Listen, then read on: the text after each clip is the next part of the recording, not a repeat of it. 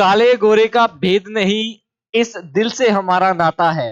काले गोरे का भेद नहीं, इस दिल से हमारा नाता है। कुछ और ना आता हो हमको, हमें प्यार निभाना आता है। तो सत श्री अकाल जी सब ਨੂੰ ਵੈਲਕਮ ਕਰਦੇ ਹਾਂ ਤੁਹਾਡਾ ਸਭ ਦਾ ਇੱਕ ਵਾਰ ਫੇਰ ਤੁਹਾਡੇ ਸਭ ਦੇ ਆਪਣੇ YouTube ਪਲੇਟਫਾਰਮ ਦੇ ਉੱਪਰ। ਤਾਂ ਜਿਵੇਂ ਕਿ ਤੁਹਾਨੂੰ ਪਤਾ ਹੈ ਕਿ ਅੱਜ 15 ਅਗਸਤ 2023 ਹੈ।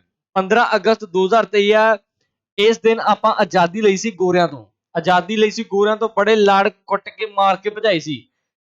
ਤੇ ਇਸੇ ਟੌਪਿਕ ਨੂੰ ਲੈ ਕੇ ਜੀ ਮੈਂ ਤੁਹਾਡੇ ਵਿੱਚ ਹਾਜ਼ਰ ਹਾਂ। ਮੋਸਟ ਇੰਪੋਰਟੈਂਟ ਟੌਪਿਕ ਆ। ਜਿੰਨੇ ਵੀ ਇੰਪੋਰਟੈਂਟ ਗਵਰਨਰ ਜਨਰਲ ਰਹੇ ਆ, ਵਾਇਸਰਾਏ ਰਹੇ ਆ ਇੰਡੀਆ ਦੇ, ਜਿਨ੍ਹਾਂ ਨੇ ਭਾਰਤ ਤੇ ਰਾਜ ਕੀਤਾ ਗੋਰਾ ਪਾਰਟੀ ਨੇ, ਸਾਰੇ ਮੈਂ ਤੁਹਾਨੂੰ ਇੱਕੋ ਇੱਕ ਲੈਕਚਰ ਦੇ ਵਿੱਚ ਮੈਂ ਤੁਹਾਨੂੰ ਦੇ ਰਿਹਾ। ਜਿਨ੍ਹਾਂ ਬੱਚਿਆਂ ਨੇ ਚੈਨਲ ਨੂੰ ਲਾਈਕ ਨਹੀਂ ਕੀਤਾ, ਸਬਸਕ੍ਰਾਈਬ ਨਹੀਂ ਕੀਤਾ, ਘੰਟੀਆਂ ਨਹੀਂ ਵਜਾਈਆਂ, ਤਾਂ ਜਲਦੀ ਤੋਂ ਜਲਦੀ ਹੇਠਾਂ ਦਿੱਤੇ ਸਬਸਕ੍ਰਾਈਬ ਵਾਲੇ ਬਟਨ ਨੱਪ ਦਿਓ, ਤਾਂ ਜੋ ਨਵੀਆਂ ਇਸੇ ਤਰੀਕੇ ਦੀਆਂ ਘੈਂਟ ਵੀਡੀਓਜ਼ ਆ ਜਿਹੜੀਆਂ ਤੁਹਾਡੇ ਤੱਕ ਪਹੁੰਚਦੀਆਂ ਰਹਿਣ। ਉਸ ਤੋਂ ਬਾਅਦ ਗੱਲ ਕਰਦੇ ਹਾਂ ਮੋਸਟ ਇੰਪੋਰਟੈਂਟ ਟੌਪਿਕ ਦੀ। ਜੇਕਰ ਤੁਹਾਨੂੰ ਕਿਸੇ ਵੀ ਜੀਐਸ ਦੇ ਸੈਕਸ਼ਨ ਦੇ ਵਿੱਚ ਪ੍ਰੋਬਲਮ ਹੈ ਤਾਂ ਤੁਸੀਂ ਜਿਵੇਂ history, geography, current affair, Punjab GK, science and tech, economics, math science, ਚਾਹੇ ਉਹ ਮੈਥ ਦੇ ਵਿੱਚ ਪ੍ਰੋਬਲਮ ਹੈ, ਰੀਜ਼ਨਿੰਗ 'ਚ ਪ੍ਰੋਬਲਮ ਹੈ, ਸਾਇੰਸ ਵਿੱਚ ਪ੍ਰੋਬਲਮ ਹੈ, ਤਾਂ ਸਾਡਾ ਆਫਲਾਈਨ ਬੈਚ ਚੱਲਦਾ ਜੀ ਫਰੀਦਕੋਟ ਦੇ ਵਿੱਚ। ਤੁਸੀਂ ਇਸ ਦਿੱਤੇ ਹੋਏ ਨੰਬਰ ਤੇ ਸੰਪਰਕ ਕਰ ਸਕਦੇ ਹੋ। ਠੀਕ ਹੈ ਜੀ। ਫਰੀਦਕੋਟ ਦੇ ਆਸ-ਪਾਸ ਦੇ ਆਲੇ ਜਿੰਨੇ ਵੀ ਇਲਾਕੇ ਦੇ ਵਿੱਚ ਏਰੀਏ ਬੱਚੇ ਬੈਠੇ ਆ, ਉਹ ਸਾਰੇ ਇਸ ਨੰਬਰ ਤੇ ਕੰਟੈਕਟ ਕਰ ਸਕਦੇ ਆ। ਠੀਕ ਹੈ। ਚੈਨਲ ਨੂੰ ਲਾਈਕ ਕਰ ਦਿਓ, ਸਬਸਕ੍ਰਾਈਬ ਕਰ ਦਿਓ, ਸ਼ੇਅਰ ਕਰ ਦਿਓ। ਗਵਰਨਰ ਜਨਰਲ ਤੇ ਵਾਇਸਰਾਏ ਦਾ ਇੰਡੀਆ ਟੌਪਿਕ ਆ ਜਿਹੜਾ ਆਪਾਂ ਸਟਾਰਟ ਕਰਦੇ ਹਾਂ। ਠੀਕ ਹੈ, ਚਲੋ ਜੀ ਸਟਾਰਟ ਕਰਦੇ ਹਾਂ ਜੀ। ਕਹਿੰਦੇ ਜੀ ਹੂ was the first governor of Bengal. ਦੇਖੋ ਇਹਨਾਂ ਨੇ ਪੁੱਛਿਆ ਕੱਲਾ ਗਵਰਨਰ ਬੰਗਾਲ ਦਾ ਜਿਹੜਾ ਪਹਿਲਾ ਗਵਰਨਰ ਆ ਇਹ ਕੌਣ ਸੀ। ਧਿਆਨ ਰੱਖਣਾ ਰੋਬਰਟ ਕਲਾਈਵ ਆ ਜਿਹੜਾ, ਇਹਨੂੰ ਬੰਗਾਲ ਦਾ ਜਿਹੜਾ ਪਹਿਲਾ ਗਵਰਨਰ ਕਿਹਾ ਜਾਂਦਾ। ਠੀਕ ਹੈ ਜੀ, ਰੋਬਰਟ ਕਲਾਈਵ ਬੰਗਾਲ ਦਾ। ਜਿਹੜਾ ਰੋਬਰਟ ਕਲਾਈਵ ਸੀ ਇਹਦਾ ਟਾਈਮ ਪੀਰੀਅਡ ਸੀ, ਧਿਆਨ ਰੱਖਿਓ, 1785 ਤੋਂ 60, 1757 ਤੋਂ 60 ਤੱਕ ਦਾ ਸਮਾਂ ਸੀ। ਤੇ ਦੂਜੀ ਵਾਰ ਫੇਰ ਇਹਦਾ ਸਮਾਂ ਆਇਆ ਸੀ 1765 ਤੋਂ ਲੈ ਕੇ 67 ਤੱਕ ਦਾ। ਦੇਖੋ ਇਹਦੇ ਸਮੇਂ ਦੌਰਾਨ ਦੋ ਇੰਪੋਰਟੈਂਟ ਜਿਹੜੀਆਂ ਉਹ ਬੈਟਲਸ ਹੋਈਆਂ। ਇੱਕ ਹੋਈ ਆ ਜੀ ਬੈਟਲ ਆਫ ਪਲਾਸੀ ਦੀ ਯੁੱਧ, ਪਲਾਸੀ ਦਾ ਯੁੱਧ ਜਿਹਨੂੰ ਬੋਲ ਦਿੰਦੇ ਆ, ਤੇ ਇੱਕ ਹੋਇਆ ਸੀਗਾ ਬਕਸਰ ਦਾ ਯੁੱਧ। ਆ ਦੋ ਇੰਪੋਰਟੈਂਟ ਬੈਟਲਸ ਆ ਜਿਹੜੀਆਂ ਇਹਦੇ ਸਮੇਂ ਦੌਰਾਨ ਹੋਈਆਂ। ਪਲਾਸੀ ਦਾ ਯੁੱਧ ਹੋਇਆ ਸੀ 1757 ਈਸਵੀ ਵਿਚਕਾਰ, ਤੇ ਬਕਸਰ ਦਾ ਯੁੱਧ ਹੋਇਆ ਸੀ 1764 ਈਸਵੀ ਵਿੱਚ। ਠੀਕ ਹੈ। ਤੇ ਇਸੇ ਬੰਦੇ ਨੇ ਇੱਕ ਸੰਧੀ ਕਰੀ ਸੀ ਬਕਸਰ ਦੇ ਯੁੱਧ ਤੋਂ ਬਾਅਦ। ਇਸ ਸੰਧੀ ਨੂੰ ਬੋਲਦੇ ਸੀ ਅਲਾਹਾਬਾਦ ਦੀ ਸੰਧੀ। ਤਾਂ ਧਿਆਨ ਰੱਖਿਓ ਅਲਾਹਾਬਾਦ ਦੀ ਜਿਹੜੀ ਸੰਧੀ ਆ ਇਹ 1765 ਈਸਵੀ ਦੇ ਵਿਚਕਾਰ ਹੋਈ ਸੀ। ਇਹ ਜਿੰਨੇ ਵੀ ਇੰਪੋਰਟੈਂਟ ਜਿਹੜੇ ਮੈਂ ਤੁਹਾਨੂੰ ਆ ਜਿੰਨੇ ਵੀ ਪੁਆਇੰਟ ਦਿੰਨਾ, ਇਹ ਸਾਰੇ ਤੁਸੀਂ ਨੋਟ ਕਰਕੇ ਰੱਖਿਆ ਕਰੋ। ਠੀਕ ਹੈ, ਧਿਆਨ ਦਿਆ ਕਰੋ, ਫੈਕਟ ਹੁੰਦੇ ਆ, ਫੈਕਚੁਅਲ ਪੁਆਇੰਟਸ। ਨੈਕਸਟ ਪੁਆਇੰਟ ਤੇ ਚੱਲਦੇ ਹਾਂ ਜੀ। ਅਗਲਾ ਪ੍ਰਸ਼ਨ ਕੀ ਆ ਜਾਏ। ਕਹਿੰਦੇ ਜੀ ਇਹਨਾਂ ਵਿੱਚੋਂ office of governor general was created during British. ਕਹਿੰਦੇ ਜੀ ਕਿਹੜੇ ਸਾਲ ਆ ਜਿਹੜੇ ਗਵਰਨਰ ਜਨਰਲ ਦਾ ਦਫ਼ਤਰ ਆ ਉਹ ਬਣਾਇਆ ਗਿਆ ਸੀ। ਤਾਂ ਦੇਖੋ ਗਵਰਨਰ ਜਨਰਲ ਦਫ਼ਤਰ ਆ ਜਿਹੜਾ ਉਦੋਂ ਹੀ ਬਣਿਆ ਸੀ ਜਦੋਂ ਜਿਹੜੀ ਈਸਟ ਇੰਡੀਆ ਕੰਪਨੀ ਆ ਜਿਹੜੀ ਇਹ ਸਭ ਤੋਂ ਪਹਿਲਾਂ ਕੀ ਆ ਇਹਨੂੰ ਰੈਗੂਲੇਟ ਕਰਨਾ ਸਟਾਰਟ ਕੀਤਾ ਸੀ। ਦੇਖੋ ਈਸਟ ਇੰਡੀਆ ਕੰਪਨੀ ਦੀ ਗੱਲ ਕਰਦੇ ਆ। ਈਸਟ ਇੰਡੀਆ ਕੰਪਨੀ ਆ ਜਿਹੜੀ ਇਹ ਭਾਰਤ ਵਿੱਚ ਸਭ ਤੋਂ ਆਈ ਸੀ ਪਹਿਲਾਂ ਕਿਤੇ ਸੂਰਤ, ਗੁਜਰਾਤ ਦੇ ਵਿੱਚ ਸਭ ਤੋਂ ਪਹਿਲਾਂ ਆਏ ਸੀਗੇ। ਇਹਨਾਂ ਨੇ ਜਿਹੜੀ ਆਪਦੀ ਜਿਹੜੀ ਪਹਿਲੀ ਕੰਪਨੀ ਆ ਉਹ ਸੂਰਤ ਦੇ ਵਿੱਚ ਲਗਾਈ ਸੀ। ਇਹ ਇੰਪੋਰਟੈਂਟ ਪੁਆਇੰਟ ਧਿਆਨ ਰੱਖਿਓ। ਠੀਕ ਹੈ, ਸੂਰਤ ਦੇ ਵਿੱਚ। ਤੇ ਇਹ ਭਾਰਤ ਦੇ ਵਿੱਚ 1609 ਈਸਵੀ ਵਿੱਚ ਘਰ ਆਏ ਸੀ। ਠੀਕ ਹੈ, 1608 ਦੇ ਵਿੱਚ ਪਹੁੰਚੇ ਸੀ ਤੇ ਇਹਨਾਂ ਨੂੰ 1609 ਦੇ ਵਿੱਚ ਪਰਮਿਸ਼ਨ ਮਿਲੀ ਸੀ। ਪਰਸਨ ਦਾ ਨਾਮ ਯਾਦ ਰੱਖਣਾ ਥਾਮਸ ਰਾਓ। ਥਾਮਸ ਰਾਓ ਤੇ ਦੂਜਾ ਪਰਸਨ ਸੀਗਾ ਲਾਰਡ ਵਿਲੀਅਮ ਹਾਕਿੰਸ। ਠੀਕ ਹੈ ਜੀ, ਦੂਜਾ ਪਰਸਨ ਸੀਗਾ ਕੈਪਟਨ ਵਿਲੀਅਮ ਹਾਕਿੰਸ ਵੀ ਬੋਲ ਦਿੰਦੇ ਹਨ, ਵਿਲੀਅਮ ਹਾਕਿੰਸ। ਆਹ ਦੋ ਪਰਸਨ ਤੁਸੀਂ ਯਾਦ ਰੱਖਣੇ ਆ।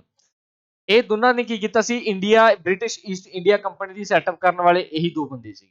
ਕਲੀਅਰ ਹੈ ਜੀ, ਇਹ ਸਾਰੇ ਇੰਪੋਰਟੈਂਟ ਪੁਆਇੰਟ ਧਿਆਨ ਰੱਖਣੇ। ਉਸ ਤੋਂ ਬਾਅਦ ਇਹਨਾਂ ਨੇ ਕੀ ਕੀਤਾ ਸੀ, ਅਨੁਸਾਰ ਕੀ ਕੀਤਾ ਸੀ, ਸਭ ਤੋਂ ਪਹਿਲਾਂ ਇੱਕ ਐਕਟ ਪਾਸ ਕੀਤਾ ਸੀ। ਜਿਹੜਾ ਐਕਟ ਆ ਜਿਹੜਾ ਬ੍ਰਿਟਿਸ਼ ਕਰਾਊਨ ਦੁਆਰਾ ਸੈਟ ਕੀਤਾ ਗਿਆ ਸੀ। ਇਸ ਐਕਟ ਦੇ ਤਹਿਤ ਕੀ ਹੈ ਜਿਹੜੀ ਈਸਟ ਇੰਡੀਆ ਕੰਪਨੀ ਆ ਉਹਨੂੰ ਕੀ ਕੀਤਾ ਜਾਂਦਾ ਸੀ, ਰੈਗੂਲੇਟ ਕੀਤਾ ਜਾਂਦਾ ਸੀ। ਇਹ ਰੈਗੂਲੇਟਿੰਗ ਐਕਟ ਬੋਲਦੇ ਸੀ। ਸਭ ਤੋਂ ਪਹਿਲਾਂ ਐਕਟ ਆਇਆ ਸੀ 1773 ਈਸਵੀ ਦੇ ਵਿਚਕਾਰ।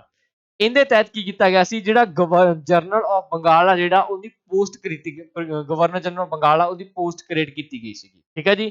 ਤੇ ਇਹਦੀ ਜਿਹੜੀ ਐਗਜ਼ੀਕਿਊਟਿਵ ਕਾਉਂਸਲ ਸੀ ਉਹਦੇ ਵਿੱਚ 4 ਮੈਂਬਰ ਜੋੜੇ ਗਏ ਸੀ। ਇਹ ਇੰਪੋਰਟੈਂਟ ਪੁਆਇੰਟ ਆ ਜਿਹੜੇ ਇਹ ਤੁਸੀਂ ਧਿਆਨ ਰੱਖਣੇ ਆ ਜਿਹੜੇ ਅਸਿਸਟ ਕਰਨਗੇ। ਠੀਕ ਹੈ ਜੀ, ਕਰੈਕਟ ਆਨਸਰ 1773 ਆ। ਚਲੋ ਜੀ ਨੈਕਸਟ ਪ੍ਰਸ਼ਨ ਤੇ ਇਸ ਵਾਰੀ ਧਿਆਨ ਰੱਖਿਓ। ਅੱਜ ਆਪਾਂ ਜਿਹੜਾ ਆਜ਼ਾਦੀ ਦਾ 15 ਅਗਸਤ ਆਜ਼ਾਦੀ ਦਾ ਅੰਮ੍ਰਿਤ ਮਹੋਤਸਵ ਮਨਾ ਰਹੇ ਆ, ਇਹ 77ਵਾਂ 77th ਜਿਹੜਾ ਇਹ ਇੰਡੀਪੈਂਡੈਂਸ ਡੇ ਆਪਾਂ ਮਨਾ ਰਹੇ ਹਾਂ। ਠੀਕ ਹੈ, ਇਹ ਇੰਪੋਰਟੈਂਟ ਪੁਆਇੰਟ ਤੁਸੀਂ ਧਿਆਨ ਰੱਖਣਾ ਅੱਜ ਦਾ।